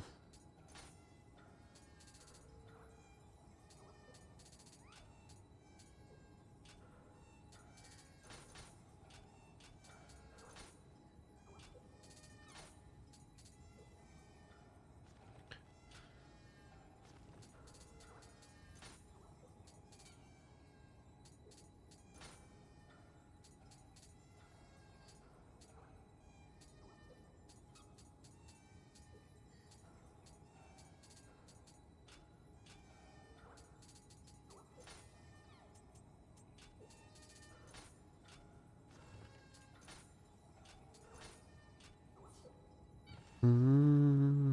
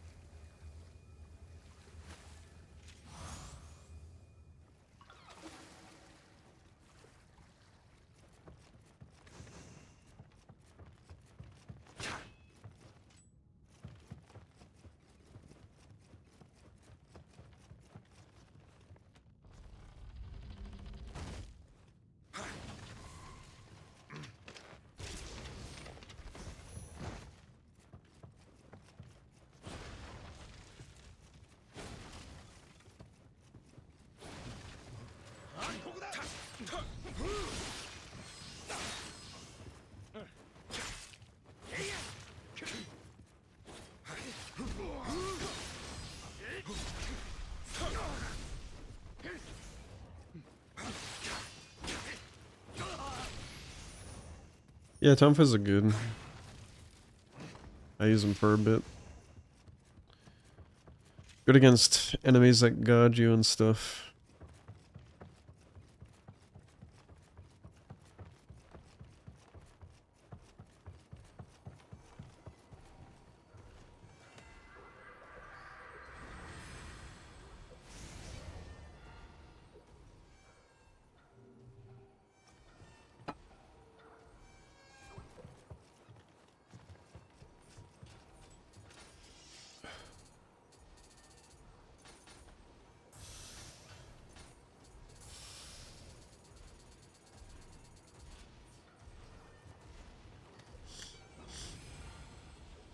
Thank you for the kind words, Illumination. I only just put that in my About Me the other day.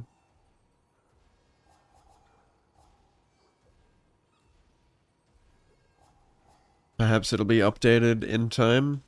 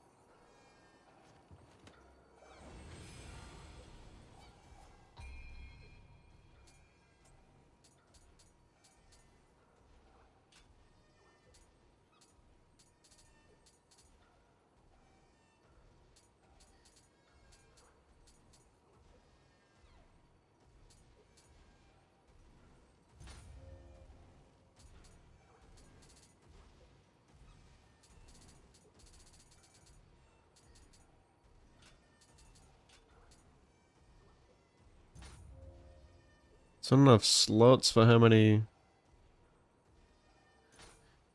things I have.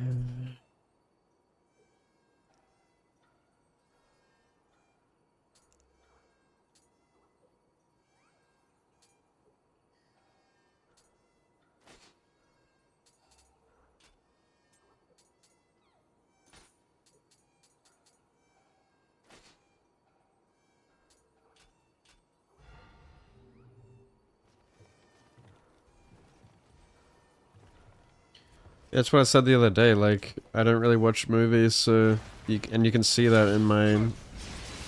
pop movies and shit. Pokemon movies are goated. No shame in that. Widely considered the GOAT.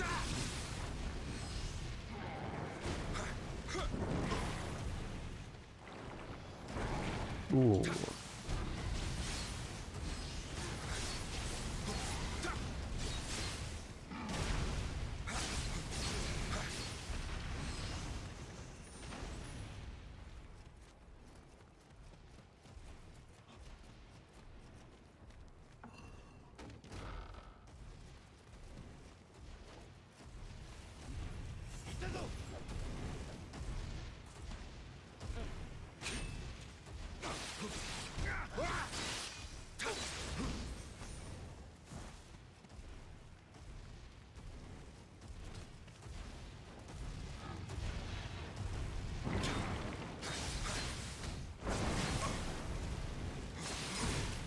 Ah.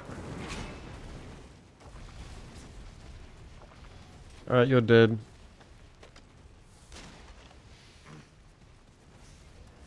Where are you going?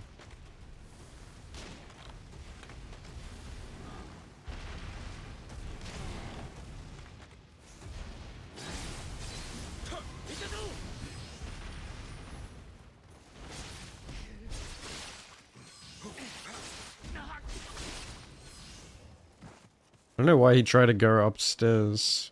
His AI must have bugged.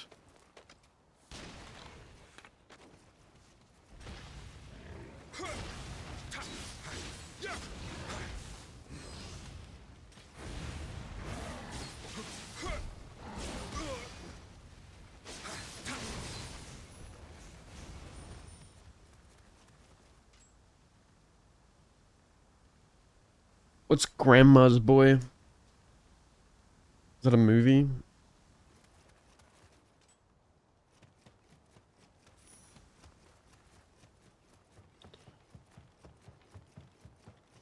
If you want to go to a movie guy, go to CBD. He's a slut for movies.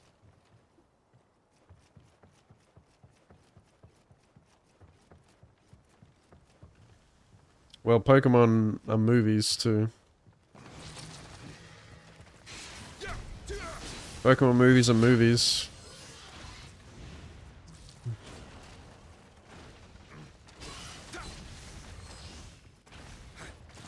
And I actually much prefer, like, the Pokemon movies over the actual anime.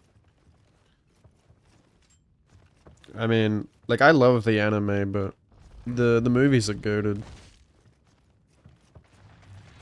I rewatched them so many times. As a kid...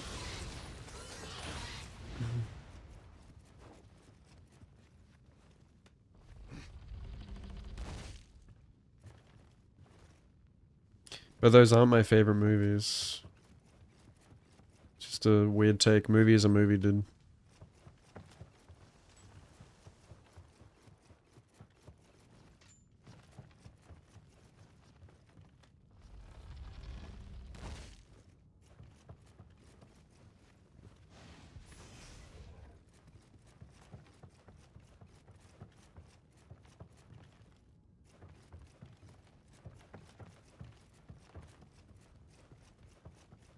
Well, it doesn't matter if it's in a theater or not. It's a movie if it's a movie in a movie format. Holy shit, light armor is not the go in this game. Maybe in Nioh too. But I just got one shot by a fucking spider.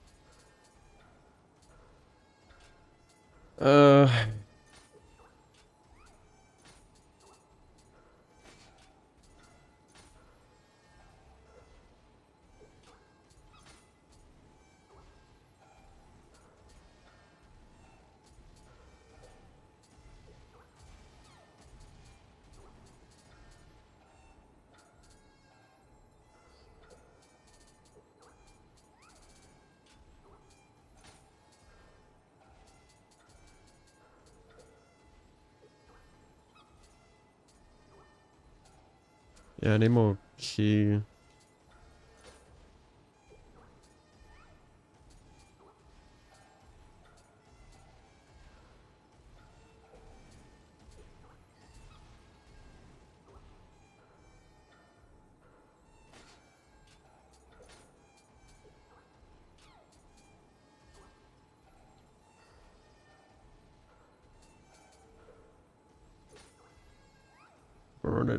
Burn it down, fucking burn it down.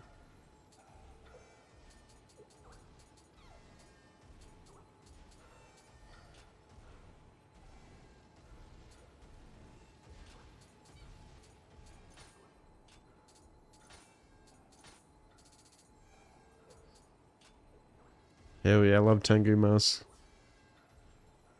Hey, what's up, Oro? Going good, man. How are you? I'm on my 6-week break from work. I just had hernia surgery, so I'm pretty tired all the time. But I'm keen for my holidays. How are you, dude?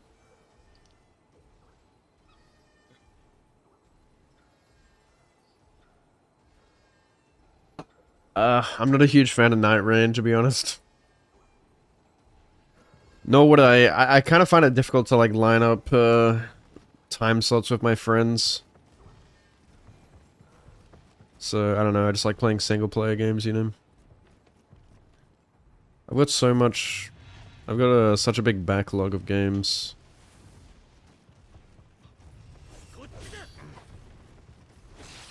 How are you finding the Night Rain DLC anyway?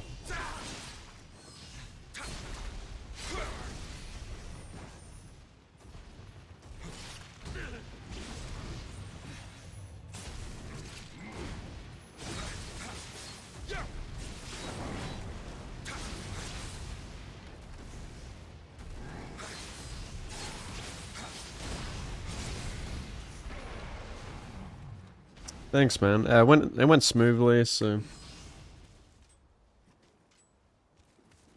I'm just glad to be taking a lot of time off this year. Enjoying playing with randoms. You're sick? I think it's pretty good, but a few disappointments. No DLC weapons. Yeah, from what I read, it looks pretty lackluster. I mean, I don't know. Overall, like, I'm really disappointed with Night Rain not being a lot more ambitious. Like, I reckon that game has a lot of potential to be so much more. You know, if they put in a lot more, like, randomization in it, I'm sure modders could do a much better job.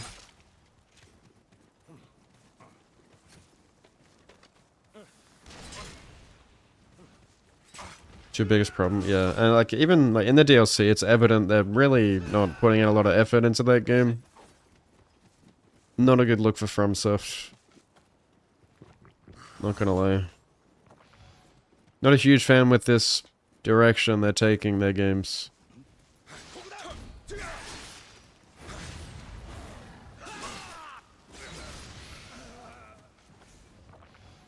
When they used to take so much care in their games before. Making it the best possible experience.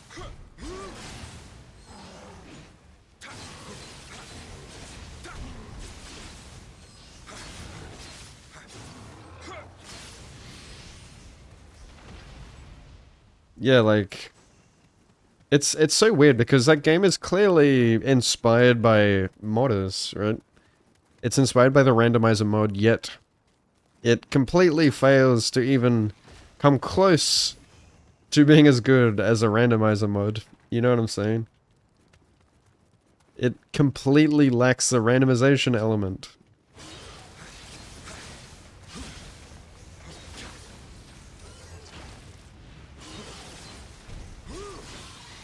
Like, I played Night Rain base game, and by the time I got to the last couple of Night Lords, like, it felt like I'd already played the same match multiple times over. In fact, we even got, like, the same seed multiple times, or what felt like the exact same seed with the exact same boss, you know, the boss, uh,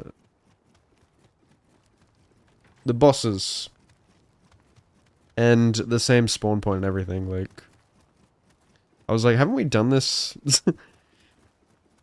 It's, like, it gets old very quickly. Whereas, like, you could play a randomizer mod for years, and it, like, have a completely different experience every single time, with even, like, randomized trash mobs walking around the world. It's so much more thrilling and exciting. Whereas Night Rain will get boring very quickly. And it'll become like... You can play it with your eyes closed. Because you know exactly what you're doing every time. You're not using your brain.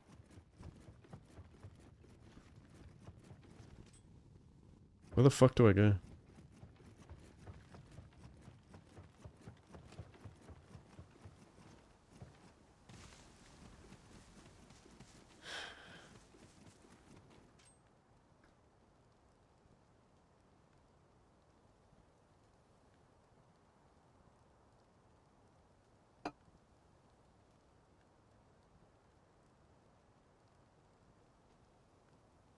I did like Elden Ring. I just... not... It's not like a long-term game for me. Like, I don't hate Elden Ring. Dude, like, I did fucking World's First No Damage on that game. Like, I played it a lot, but I just got burnt out on it very quickly.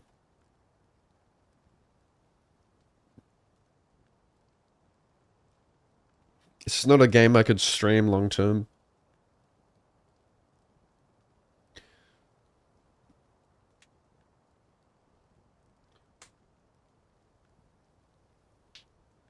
Only a few seeds, so you see the same ones over and over.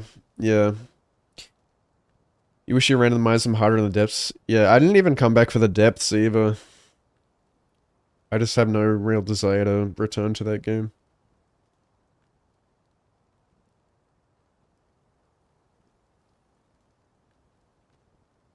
What did the depths even really add? Like, I heard it just gets progressively harder or something. I don't even know how it works.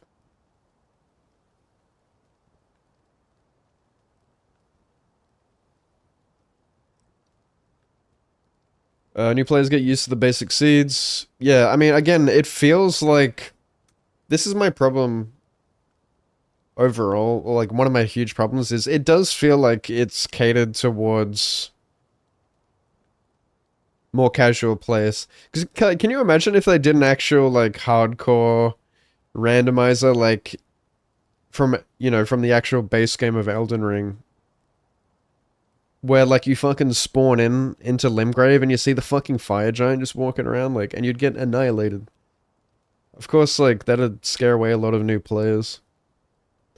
But can you also imagine the possibilities if they added in bosses from various titles from Dark Souls 1 to 3, for example?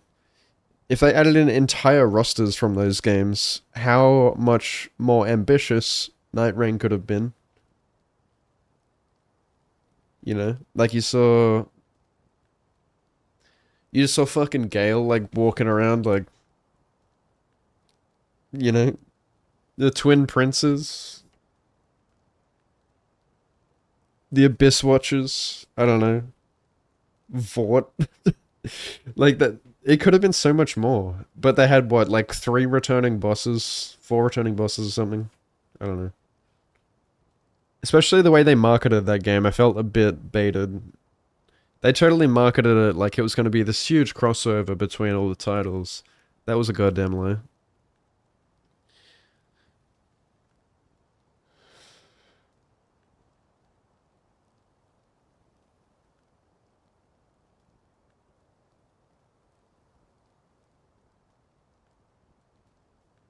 That's something that I'm still dirty about, actually.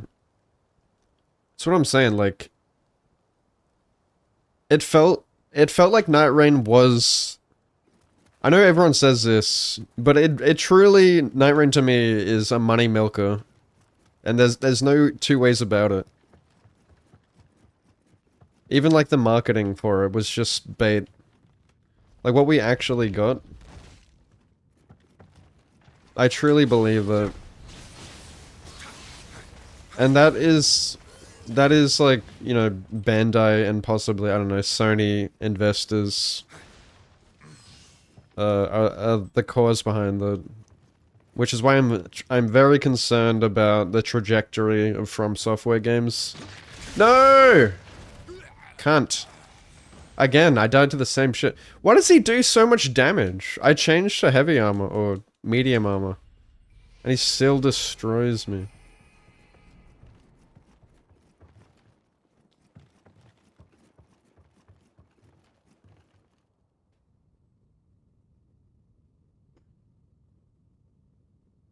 At increased HP and damage, players get 3 extra special relic slots.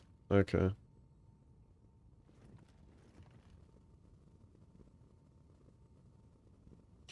Such a missed opportunity to add in all the old bosses. Yeah, that's what I'm saying. Like, I would have enjoyed that game quite a lot, actually, if they were more ambitious. Like, it has a lot of potential. But it just doesn't have the meat, man. It just... They're not trying. They're not even trying to make that game good. And the thing that pisses me off the most is that there's so many From Software apologists these days that will eat that shit up and be like, oh, this is peak. And then if you ever try to criticize it, you get fucking shat on by this, like, new wave of FromSoft fans that won't even take healthy criticism. That's what pisses me off. Like, I've been playing Dark Souls since 2013, and I find modern fans insufferable. Like... And because of that, like, they're gonna continue making slop like that.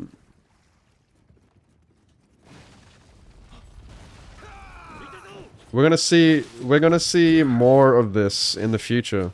Because it was clearly successful.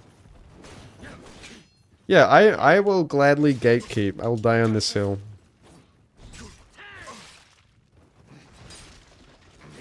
Because I care.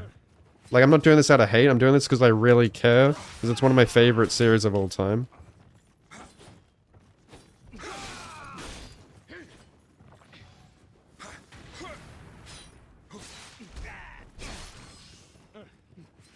I mean, look at my list of, like, runs I've done for these games. Like, I have the hours in these games, I feel like, to have a say. But it's just completely silenced by the mainstream. What is my objective even?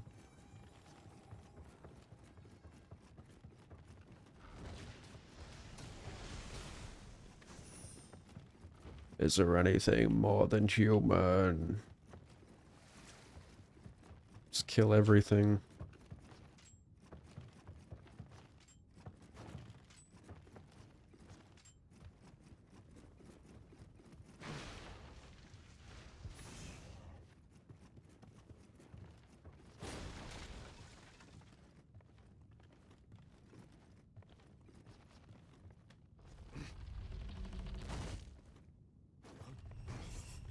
Yeah, I get it's like a side project, but I don't know. To me,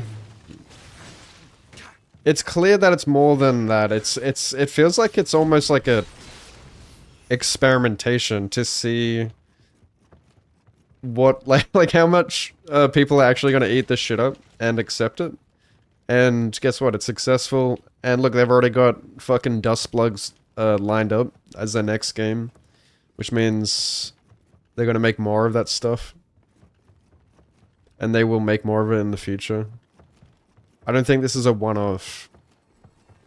I think this is a clear shift in their game design focus.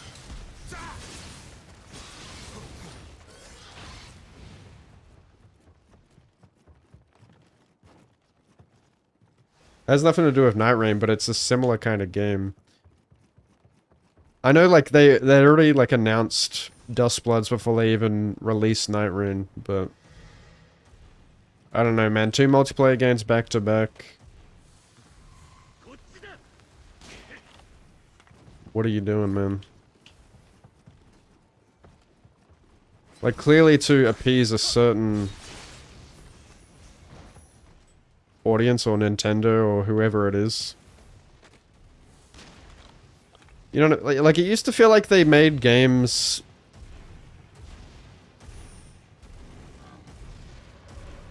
just like very thoughtfully, very thought out games. They didn't really care about making it accessible or whatever. They just made what they want to make. Or maybe they do want to make a game like Night Rain, but I don't know. It doesn't feel right to me. It doesn't feel like there's soul in that game.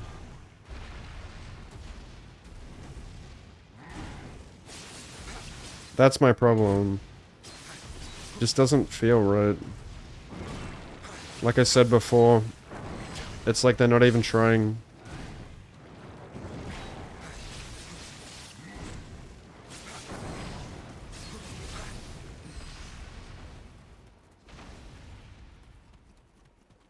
I like the multiplayer aspect of stuff too. I mean, like I did a lot of PvP and stuff. I liked co-oping with my friends. But I don't think it should be the primary focus. I mean, and if it is the primary focus, why isn't it better? Like, it has the bare minimum for a multiplayer focused game. And it doesn't even have, like, crossplay and shit.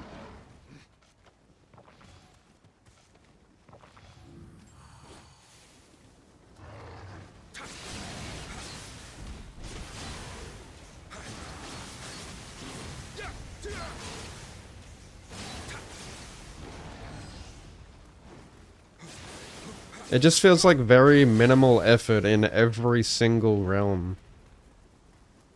I don't feel the same passion in it that I've felt in previous titles. Where the fuck do I go? Holy shit. Alright, the spider that killed me. He's gonna kill me through a third time.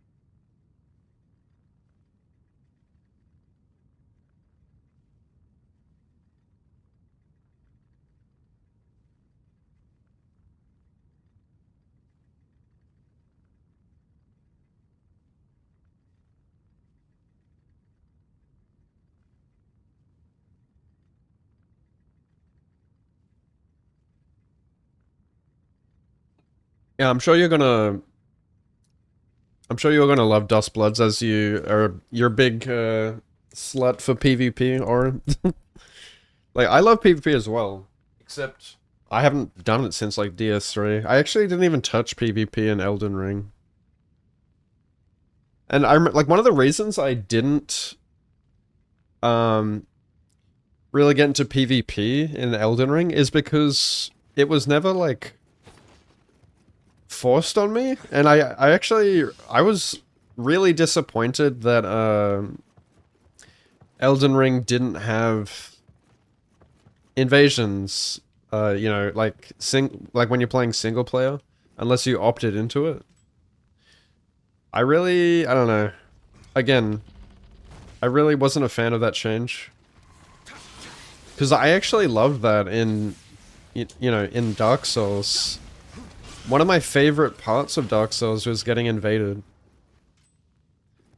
That was actually one of my hugest disappointments that I remember, like, when I found out, you know, reading information. Do not die to this fucking spider for a third time, please. No! I was on the wrong menu. Yeah, when I found out, like, they removed single player invasions, I was actually livid. Because some of my greatest memories in Dark Souls, and one of the core reasons I fell in love with the game was like my first playthroughs of, you know, DS 1, 2, and 3, getting invaded, like, or like just the constant like suspension of like, am I gonna get invaded, added so much tension to the already like incredible atmosphere. And that was missing from Elden Ring. And again, like some of my greatest memories were just random invaders. And the beauty of it was like, they weren't always just trying to kill you, like they would just be... Dude, like I met some of my, some of my great online friends through PvP. Like just through random invasions, like on DS3 and stuff. This one guy like kept invading me throughout like my entire like first playthrough of DS3 back in 2016. And we ended up like just meeting at Fight Club one day, and we became like besties, and we ended up like playing Destiny together and shit. And he joined my clan. And I'm still friends with him today, like. I never had that in Elden Ring. And I know that you could opt into it, but it was the fact that you had to opt into it completely, like, removed the, what's the word?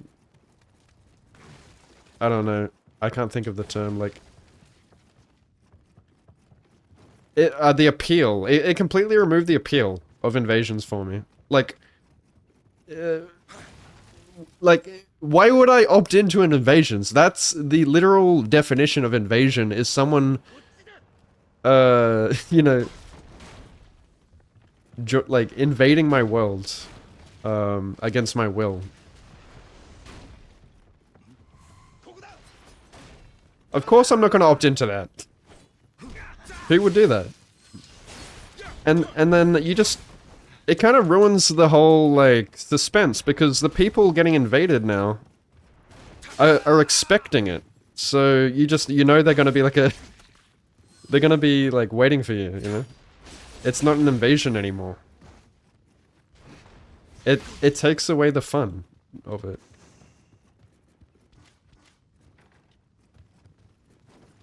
But yeah, like, I actually loved being invaded, like... Not only invading, but actually being invaded. Now this is I know this is like a big... There's a big divide in the Souls community about this, where actually I think the majority of people don't like being invaded.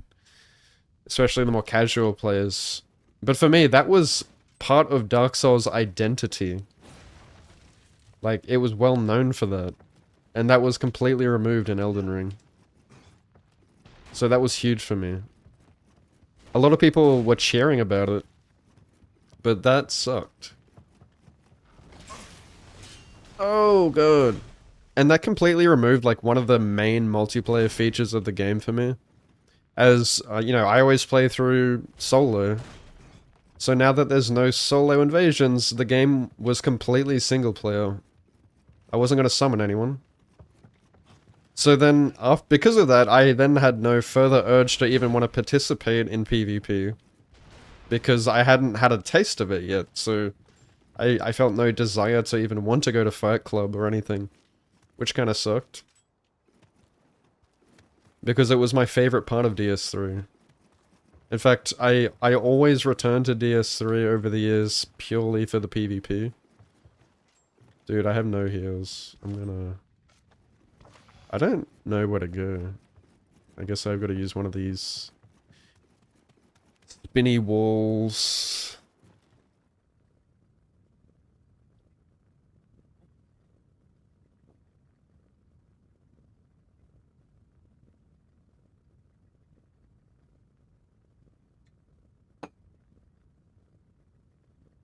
Like, again, like, I think, like, the multiplayer... I actually love the multiplayer aspect of Souls.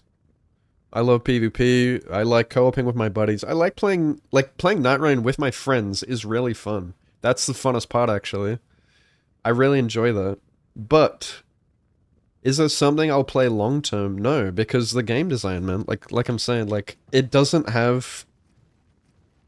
like a sustainable game design where I can see myself playing it for years because it's the same shit and it lacks the randomness, the random element of a game that is supposed to be random. The very thing it's designed to be,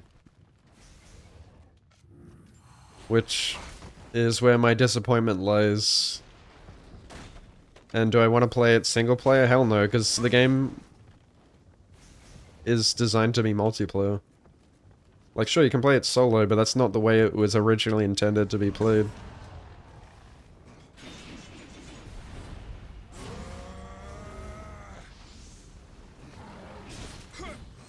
I'll take my single-player Souls games any day, where I can play it at my own pace, because that was the beauty of these games.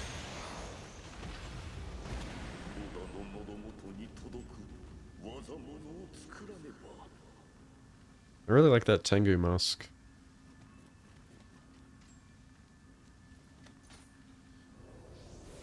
I'm sure Dustbloods will be fun for a while, though. Who knows, maybe I'll play it. I got a Switch too.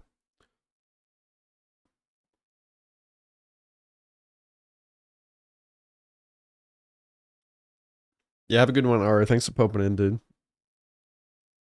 Thanks for the good luck.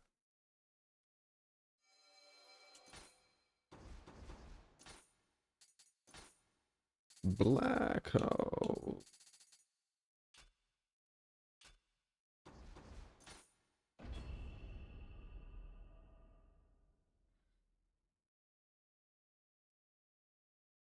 I love DS2 PvP.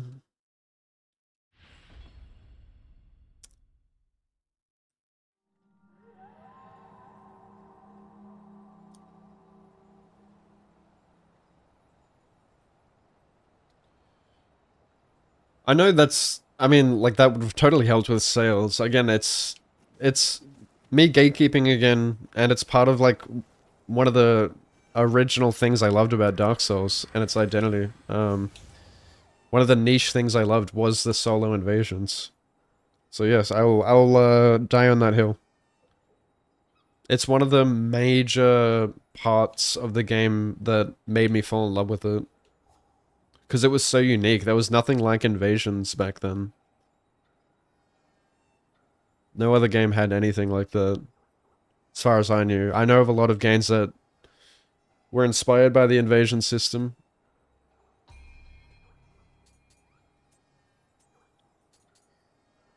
It made me fall in love with PvP in Souls.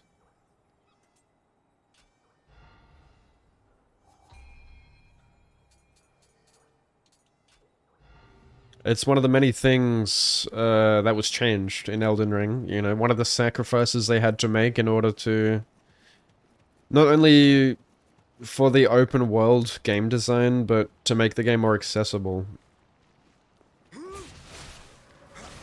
And usually making a game more accessible means watering it down and removing things that already existed in the game. Which is always going to piss off OG fans. They changed something that they love.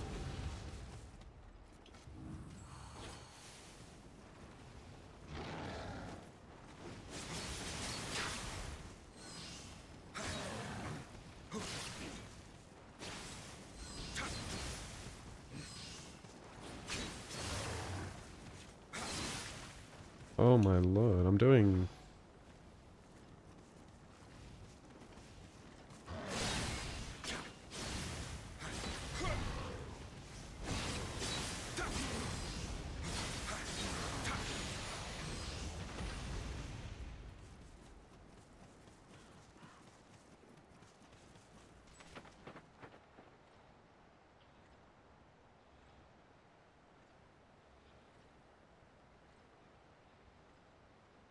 Added opt-in invasions. Jesus. Yeah. I wonder how alive Elden Ring PvP is now. Because I remember saying, like... removing single-player invasions is gonna kill PvP. And it did for me. Like I said, I didn't even touch PvP because of it. Like... And one of the reasons for that is, and why I said that is because, like, single player invasions give people a taste of PvP, and that's how you get someone hooked. That's how I got hooked, because like the feeling I got when I was able to actually like defend myself and kill invaders was so, like, the dopamine hit was crazy. You know what I mean? Like, at first you'll get invaded in Dark Souls when you're a noob and you get killed, and you'll always die and you'll lose. Like, you lose your souls. But then you get better at the game. And you're like, hang on, like, let me try out PvP. And you actually, like, get good at it. And then you just start slaughtering invaders. And it's, like, the biggest dopamine hit. Like, by the time DS3 came out and, like, I was a Souls veteran, I specifically remember my first playthrough of DS3 and, like, going through Undead Settlement. I literally got invaded, like, 10 times. Going from, like, the first bonfire, like, to the second. Like, just one after another. And I killed every single invader. Like, no sweat. Because they were, obviously, like, this was their first Dark Souls game. And, like, just the thrill I got from that was awesome. I felt like a god. Yeah, I knew that was death. Fuck's sake. Fucking Nioh. And their water textures make it so difficult for depth perception.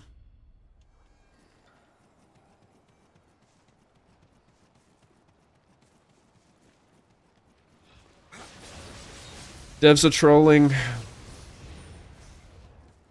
Yeah, again, like, I really haven't felt that thrill with many other games. So, yeah, Dark Souls was able to capture me in both... Oh, I haven't seen a wheel monk in ages. Both in PvP and PvE. Like, it was a huge part of the game for me. That's why I said, like, one of the reasons I was so disappointed with Sekiro when it was first announced was because there was no multiplayer. And I knew there was going to be no PvP, which was a huge part of why I still played DS3. You know, before I was a streamer. I would always return just for Fight Club. And I even thought, like, I'd get into Elden Ring PvP, but as soon as I found out there was no solo invasions, I literally lost all, like, desire to even want to try it. Because, you know, obviously I never got invaded throughout my entire 100-hour first playthrough, so I didn't even think about PvP. I just, like, forgot about it. Like, why would I go and, like, opt into it, you know? I didn't even know, like, where Fight Club was or anything like that.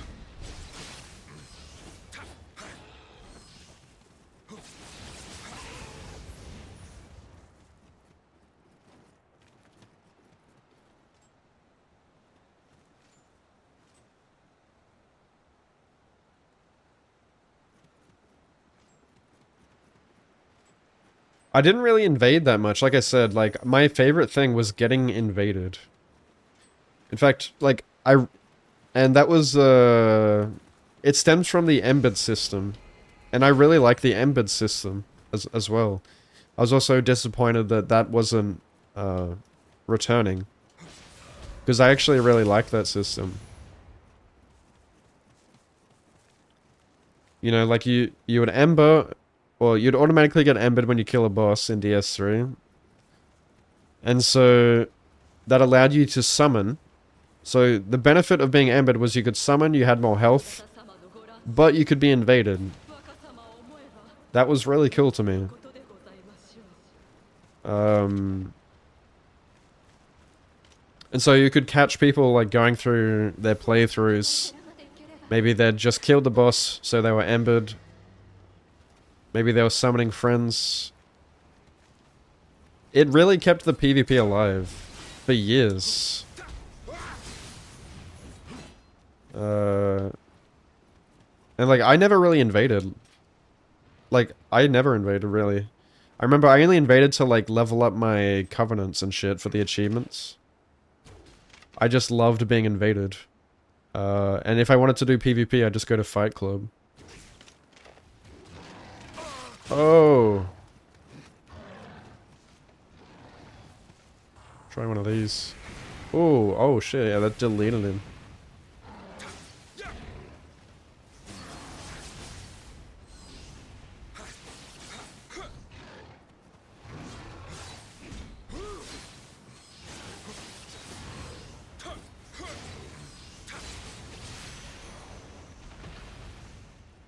I liked having fair fights. I was very big on PvP etiquette. Having duels and shit.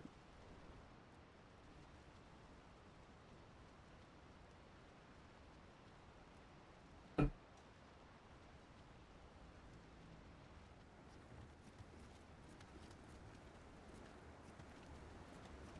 yeah, even like, I don't know, Elden Ring, I don't know, I just had no desire to even want to try PvP. A lot of it was just, especially early on, was Rivers of Blood spam from what I saw. Or just, you know, spamming Ashes of War and shit.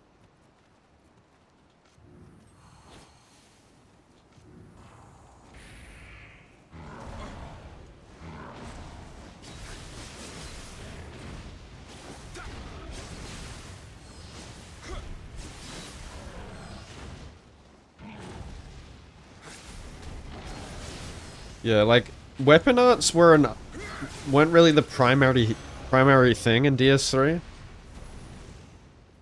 Like, you'd mostly be using everything else in your arsenal. But Elden Ring is very Ashes of War spam.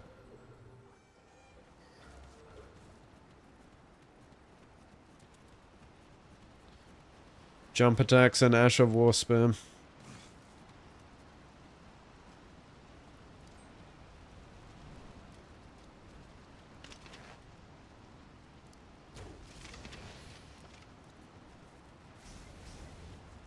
And also, like, another thing is, I really enjoyed, again, going back to and atmosphere and, like, level design. I think, invading people,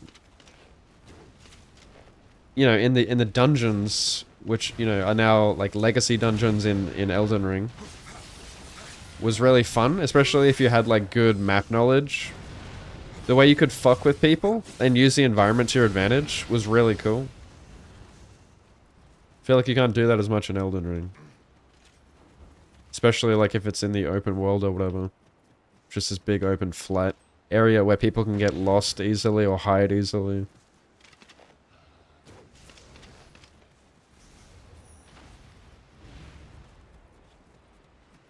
And eventually just time out or whatever.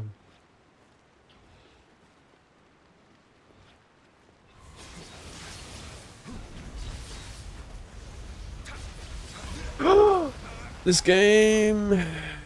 Fuck, man. Devs are trolling. I need to go to bed soon. I gotta be up early.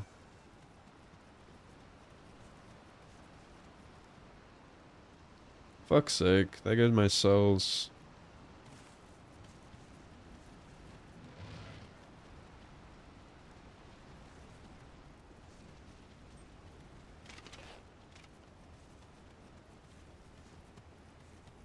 So annoying to when you just fucking get trolled by the devs like that. And lose your souls.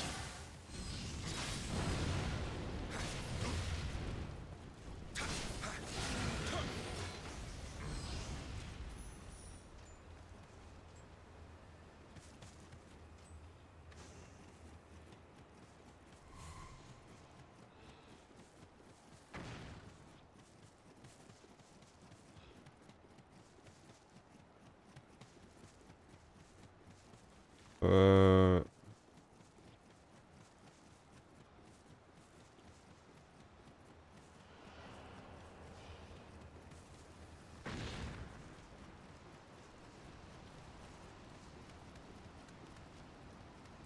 Where do I go? Forget.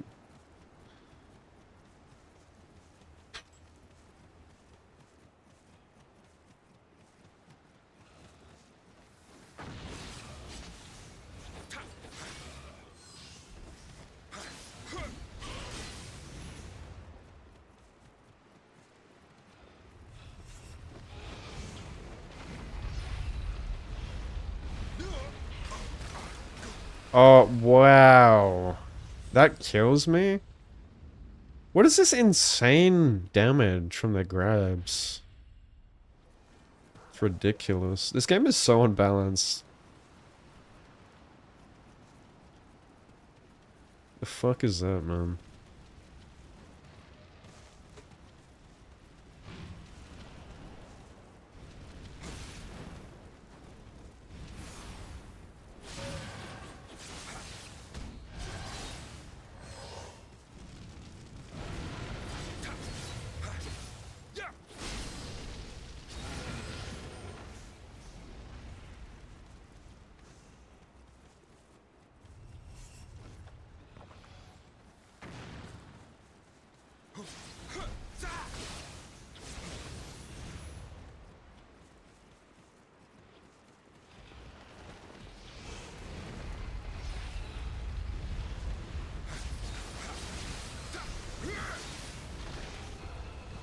Okay.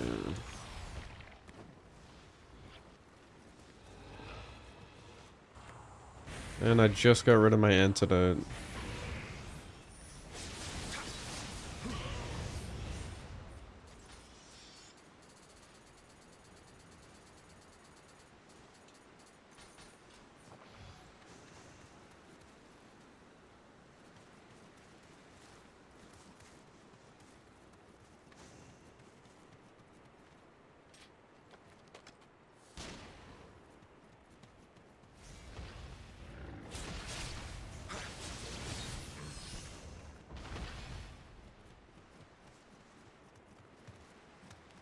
If I get trolled by the devs again on this mission, I swear to God.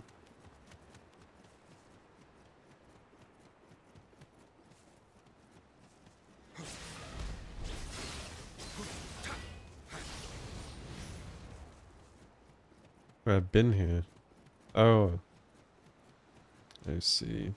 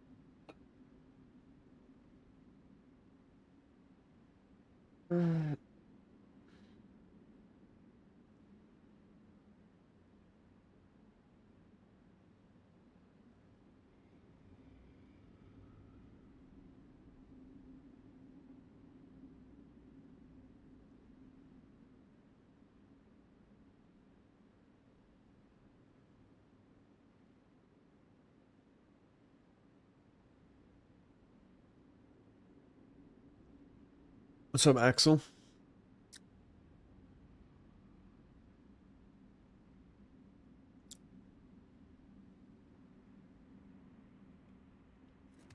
I enjoy Lies of P less now as well.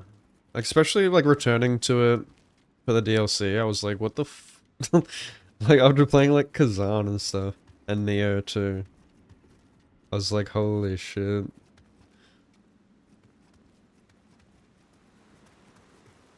This game has issues. But I can see why it's beloved by Souls fans, because it's like, it feels like way more accessible. And it's more simple and straightforward.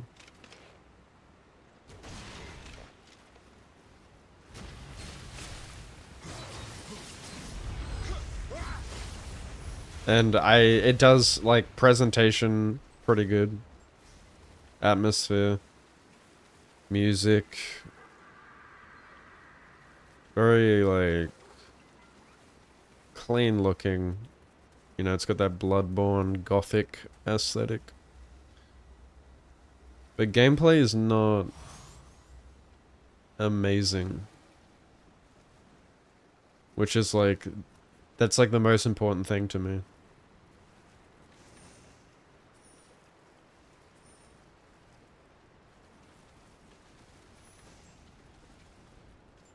Where do I go?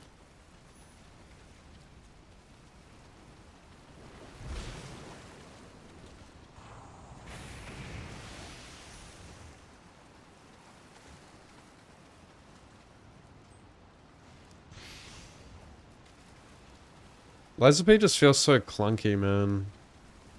Especially like coming back from other games. It's so slow and clunky. I just,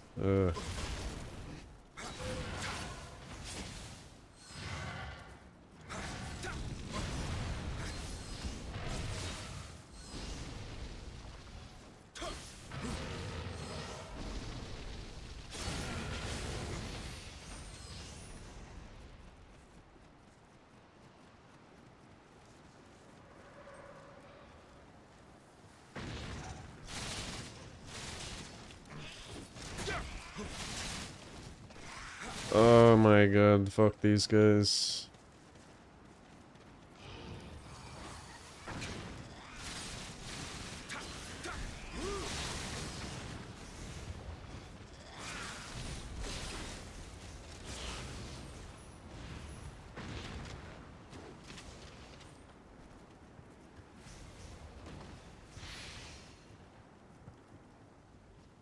It is still it's still a solid game, but it is really below like everything else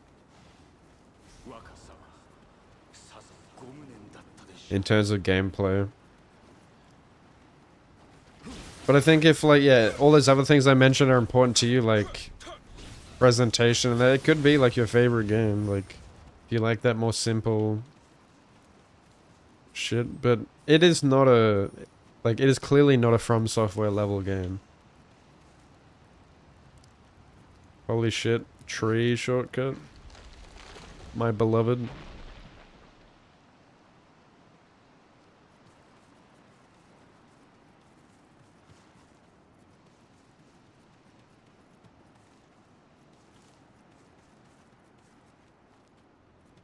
It's no Team Ninja game or From Software game.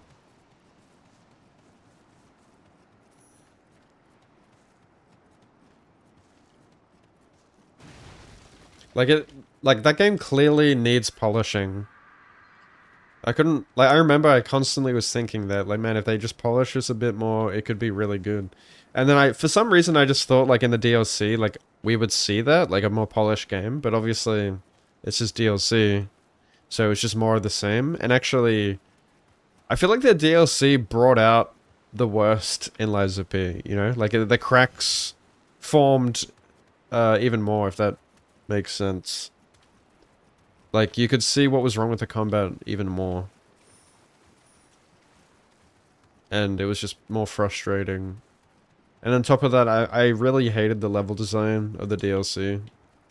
It felt lazy. Uninspired.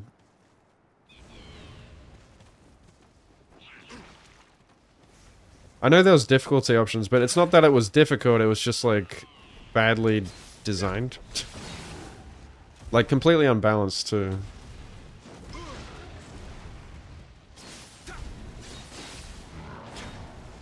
I always will prefer if there's not difficulty options.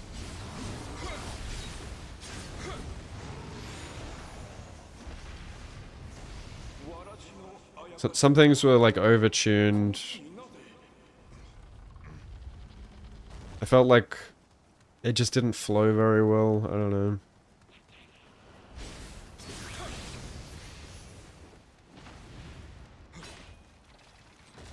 Like, that's a really important thing to me, is flow.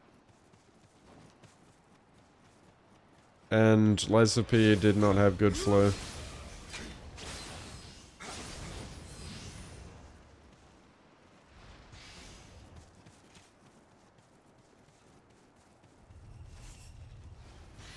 It was a very for a parry game, it is very like slow and methodical.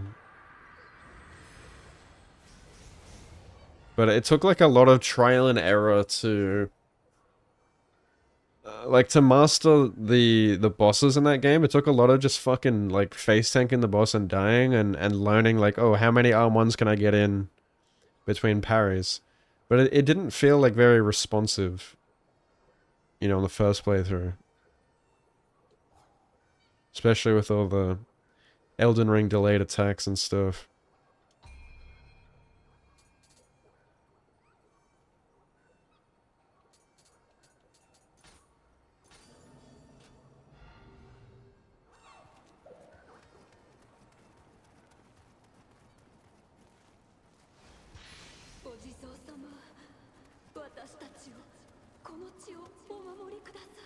I feel like I'm missing something.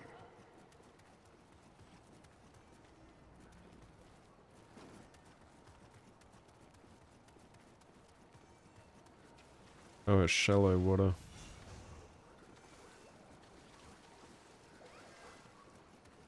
Fix your water textures, Team Ninja.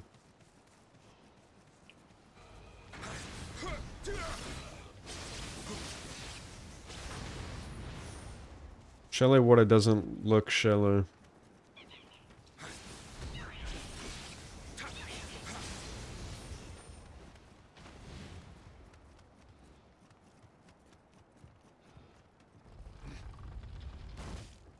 Oh shit, is this the main path? I don't think so.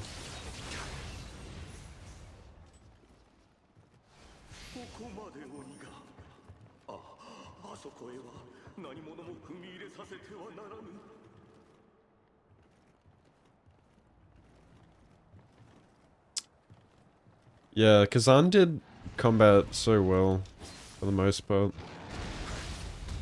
A lot better than Liza P. With the parry-based combat.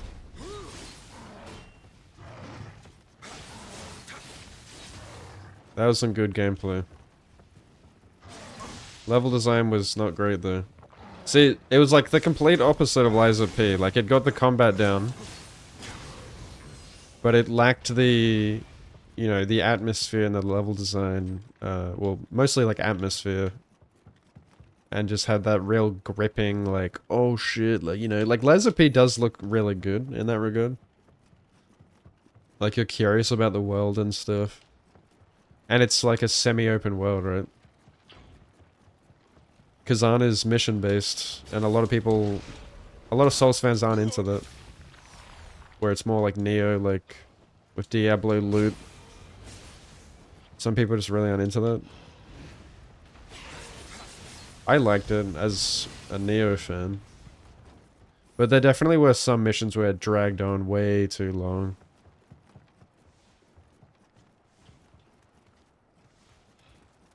Too corridory.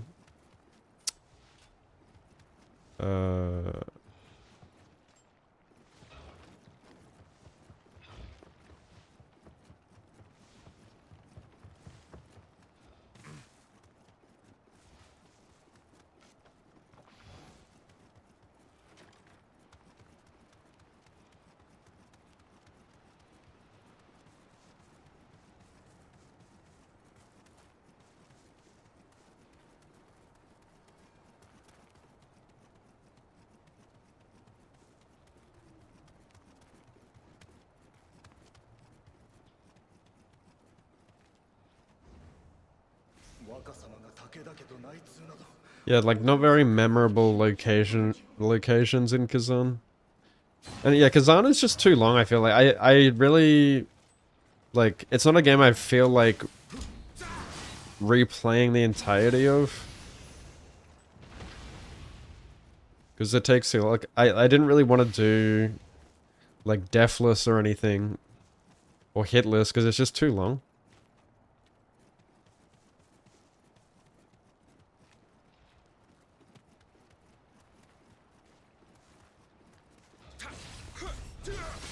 Like, I did my no healing run, which was like one repeat playthrough, where it was a more casual, like, not like a reset heavy run.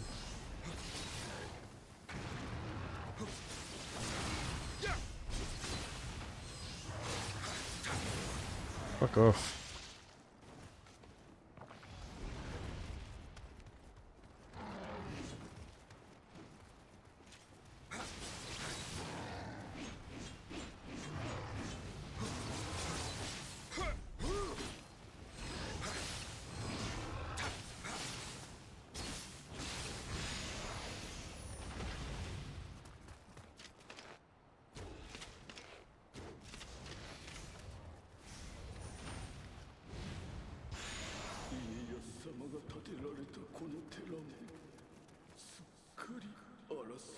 "45 minutes, yeah. There's just a lot of running sections.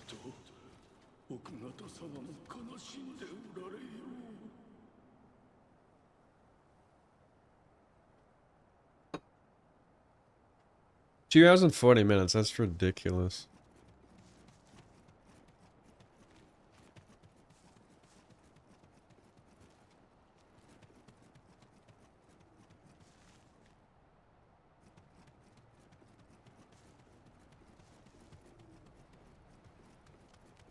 Yeah, more and more, I just look back to Sekiro and realize like how good we had it with that game. In terms of like the length of the game and the level design, the atmosphere, all of that, the combat, it is actually like the perfect fucking speed game. That's why I dumped 8,000 hours into it and played it for 5 years.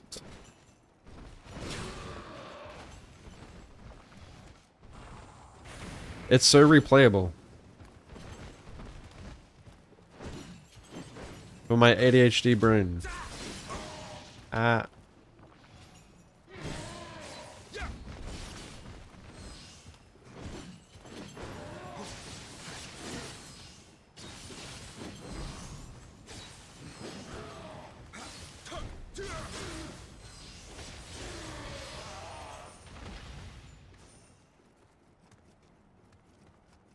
And even like now, you know, there's still like I never felt like I truly mastered the game.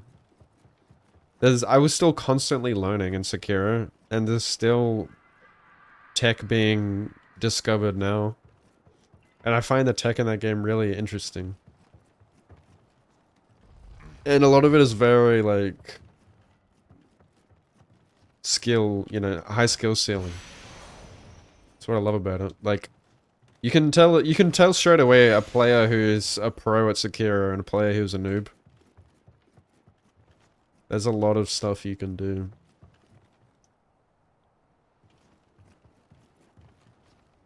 But at the same time, it's simple and straightforward enough to also introduce new players to the game. Like, what's the word? What's the term for that? Like high skill ceiling, but also low entry level, you know? Anyone can pick up and play the game. I mean, it scares off a lot of people, but beautiful game if you give it a chance, you know? Low skill floor.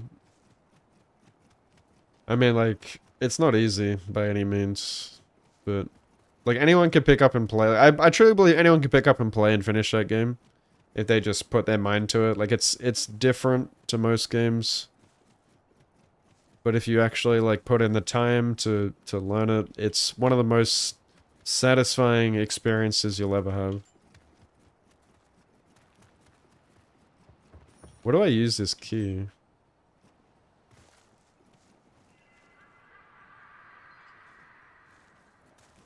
Same amount of bosses in Nioh 2 in 25 minutes. Damn. Yeah, you can get through Nioh pretty quick. Just doing the main missions. They don't really have like huge running sessions. They're just very like mazy. Corridory. I spend so much time lost in this fucking game.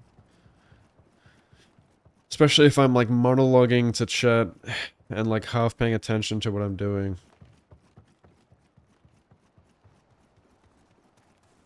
On a first playthrough.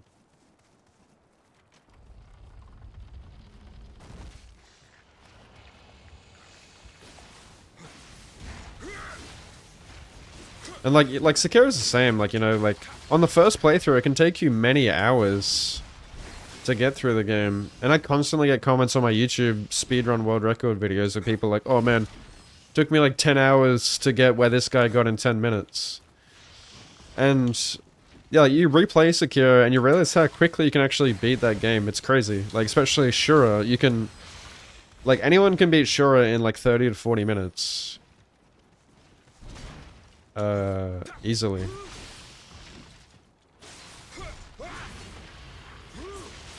But that, on a first playthrough, could take dozens and dozens of hours. That actually, like...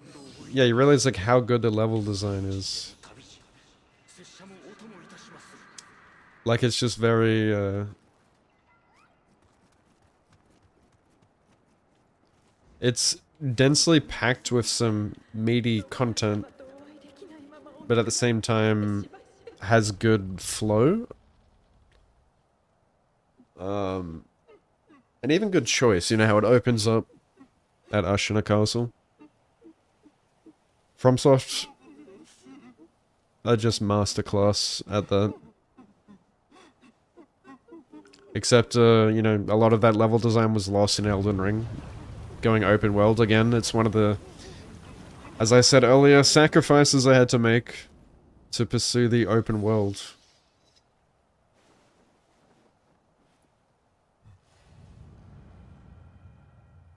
And it's what I want to see again in the future. Replayable games. Like, just fast-paced, jump in, chuck me straight in the deep end, make me fight a boss. You know?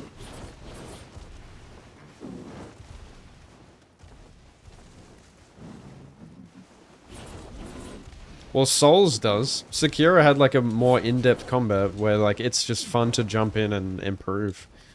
And even years later, like I said, there's still so much to learn.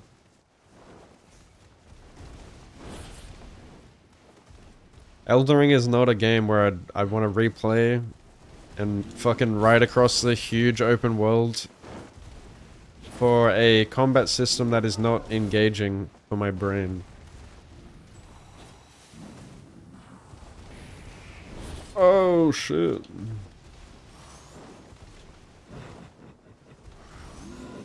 She's using every fucking buff under the sun. True monk vibes. Corrupted monk.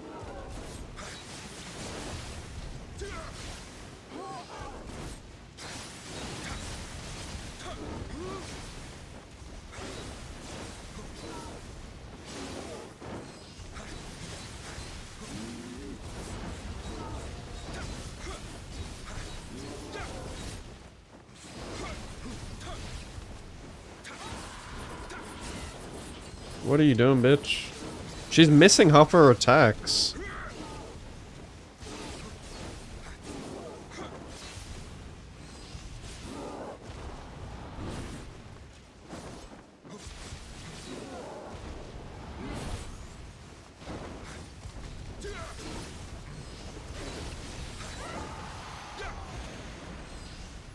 That was some fucking, like... Ooh. That reminded me of, like... What's her name? The wet nurse from Bloodborne. As well as, like, the corrupted monk.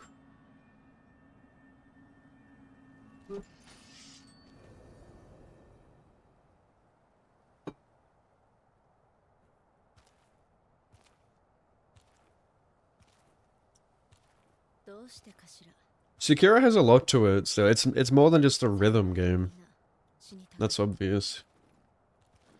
It has way more depth than Dark Souls. Like, it's not like you're fucking playing Dance Dance Revolution, there's like RNG and everything still. Still far more in depth than fucking Elden Ring.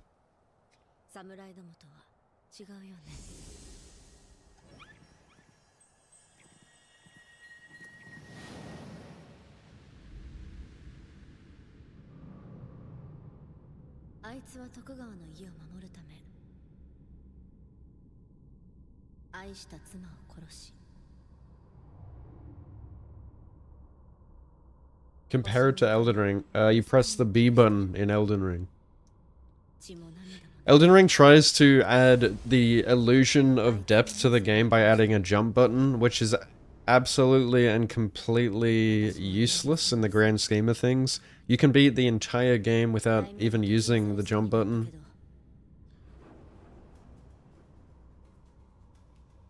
That's not true, actually. You can't just beat it with L1. Like, the game forces you to do sweep attacks, or you're just gonna die. You have to do head stomps.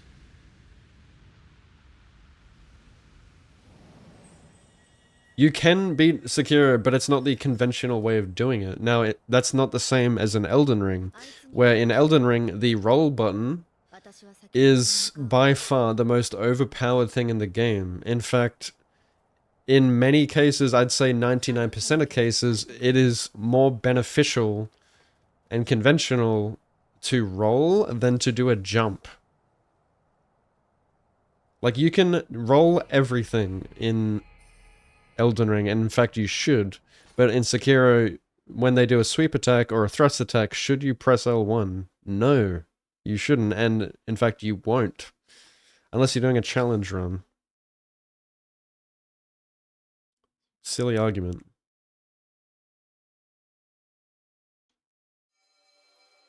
You can beat Nioh games without it, but will you? Probably not. Like, it's obvious that people who play this game are going to engage with the mechanics of the game. It's a different thing. In Nioh, the game forces you to engage with the mechanics. In Sekiro, the game forces you to engage with the mechanics. In Elden Ring, the game does not force you to engage with the mechanics. Because it lacks depth. It is designed to be played by casuals, and that is why it is as successful as it is. Because it's simple. It's the very reason Nioh and Sekiro are niche, because people can't get into it because they lack the depth. They lack the ability to learn the depth of the game that forces them to learn it.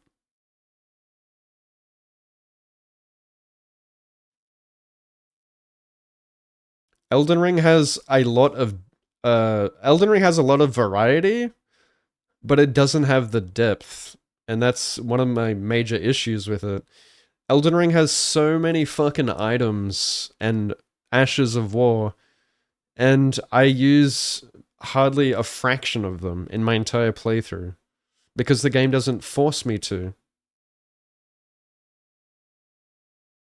or encourage me to.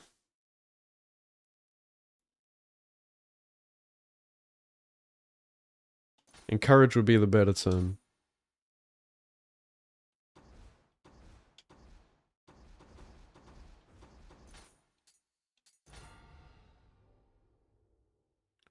Elden Ring doesn't give me that dopamine hit I get that like Sekiro or Nioh does when I engage with the game's mechanics. Nothing is as satisfying.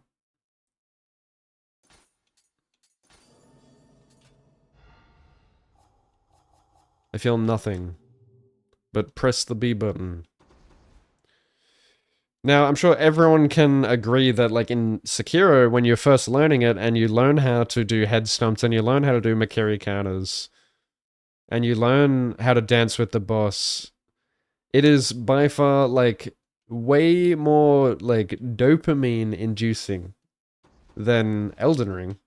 I never felt... Dude, I did not feel anything playing fucking Elden Ring. Seriously. Like, even beating, like, Millennia. I never felt like this great sense of triumph or achievement, or like I actually improved as a player. When you get stronger in Elden Ring, it's a byproduct of leveling up your character and getting a bullshit OP build. There's never the sense of, wow, I'm actually getting stronger. It's an illusion. That's why it's not replayable, or as satisfying.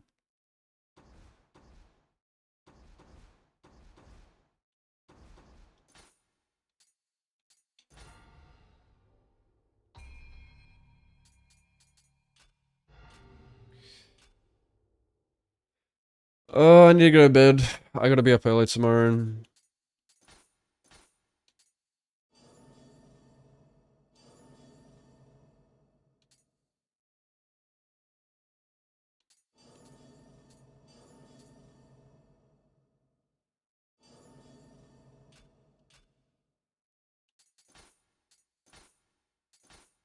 I gotta go to the hospital to get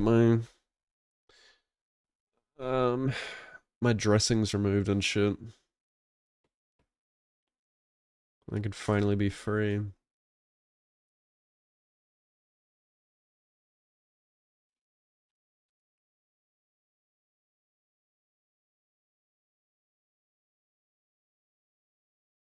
Yeah, I gotta wake up in like 6 hours. Good fun. Yeah.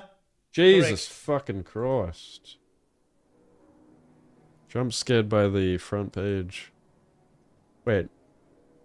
How do you mute tabs in okay.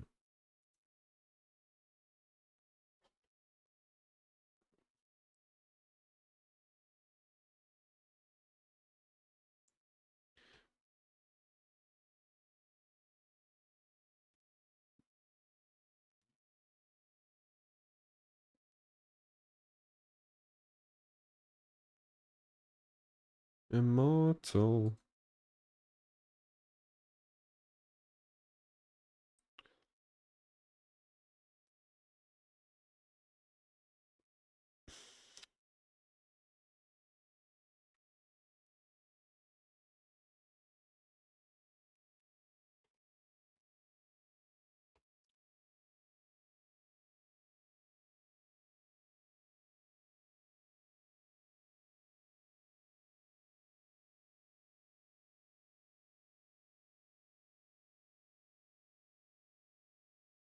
She whiffs most of her attacks, yeah, I realize it.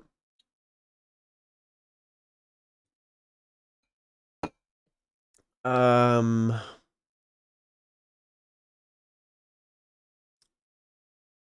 DS3 is better than EO. DS3 is the best FromSoft game. It's the perfect Dark Souls game.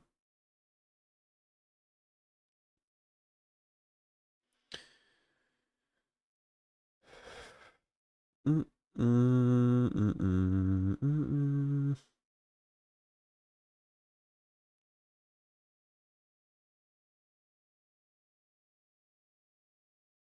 Immortal.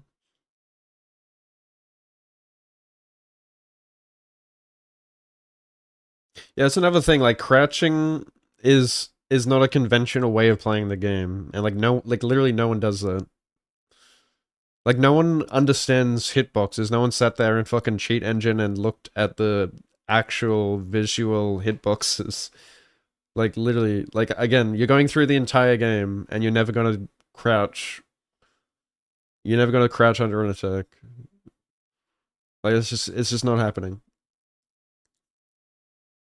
And like it's a style thing. Like nor is it very again conventional. Like you're just gonna roll. Like why should I crouch under a fucking attack? It's not like a major thing like where it's like a Makiri counter or a head stomp or whatever. Like a major part of the combat.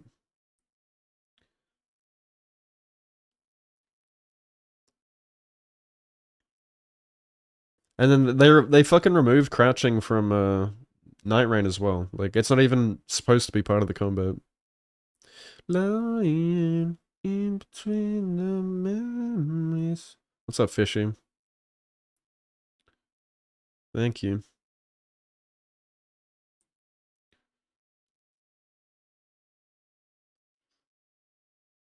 Play the character to max by grinding because the gameplay is engaging. You don't get free levels each NG like in DS3. Yeah, and see, like, I mean, Elden Ring, like, by design, Elden Ring is very easy to like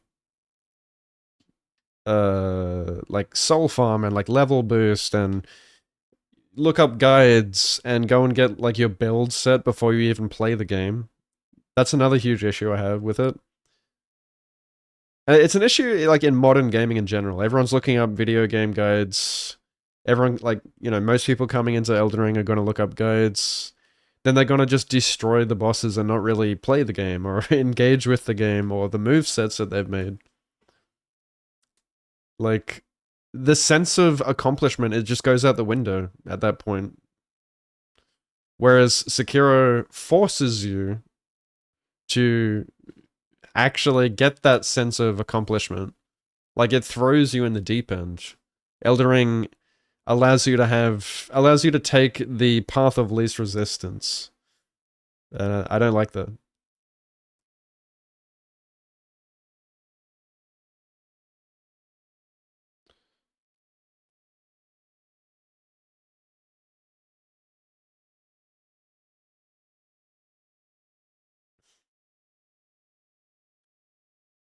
Joking me in.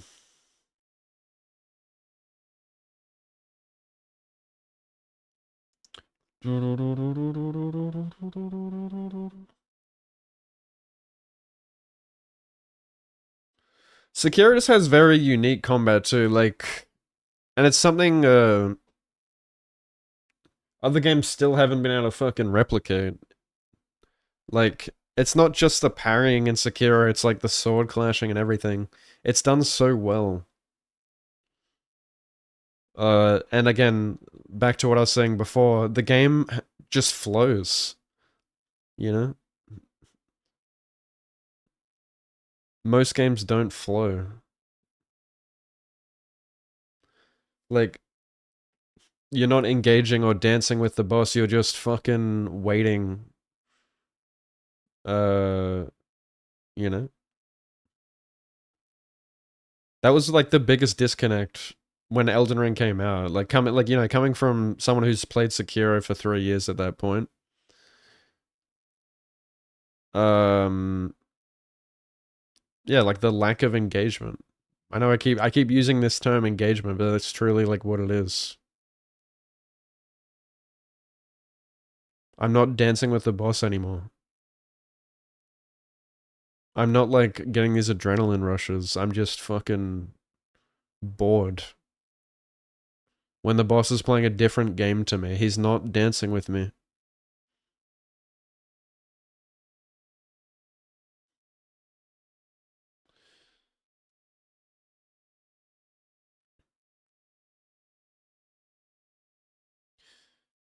Now, with the Souls combat, like, you know, in Dark Souls 1 and 3 and even Bloodborne, you still had that sort of flow to it. Like, deeply thought out boss fights, especially boss fights that were designed for a one-on-one scenario. Elden Ring felt like it was designed to be, like, the boss feels like they're designed to be fighting the player plus the player's summons, like their ashes, and maybe other players, like just AoE spam, you know, long combo strings. They push the Souls combat to the absolute limit in Elden Ring, basically. And it doesn't flow the same way as previous titles. I didn't get it felt like I was actually dancing more in previous titles like DS3. I had the adrenaline rush still, I still had that sense of accomplishment. I did not feel that in Elden Ring. That was simply the case. When I beat the game, I felt nothing.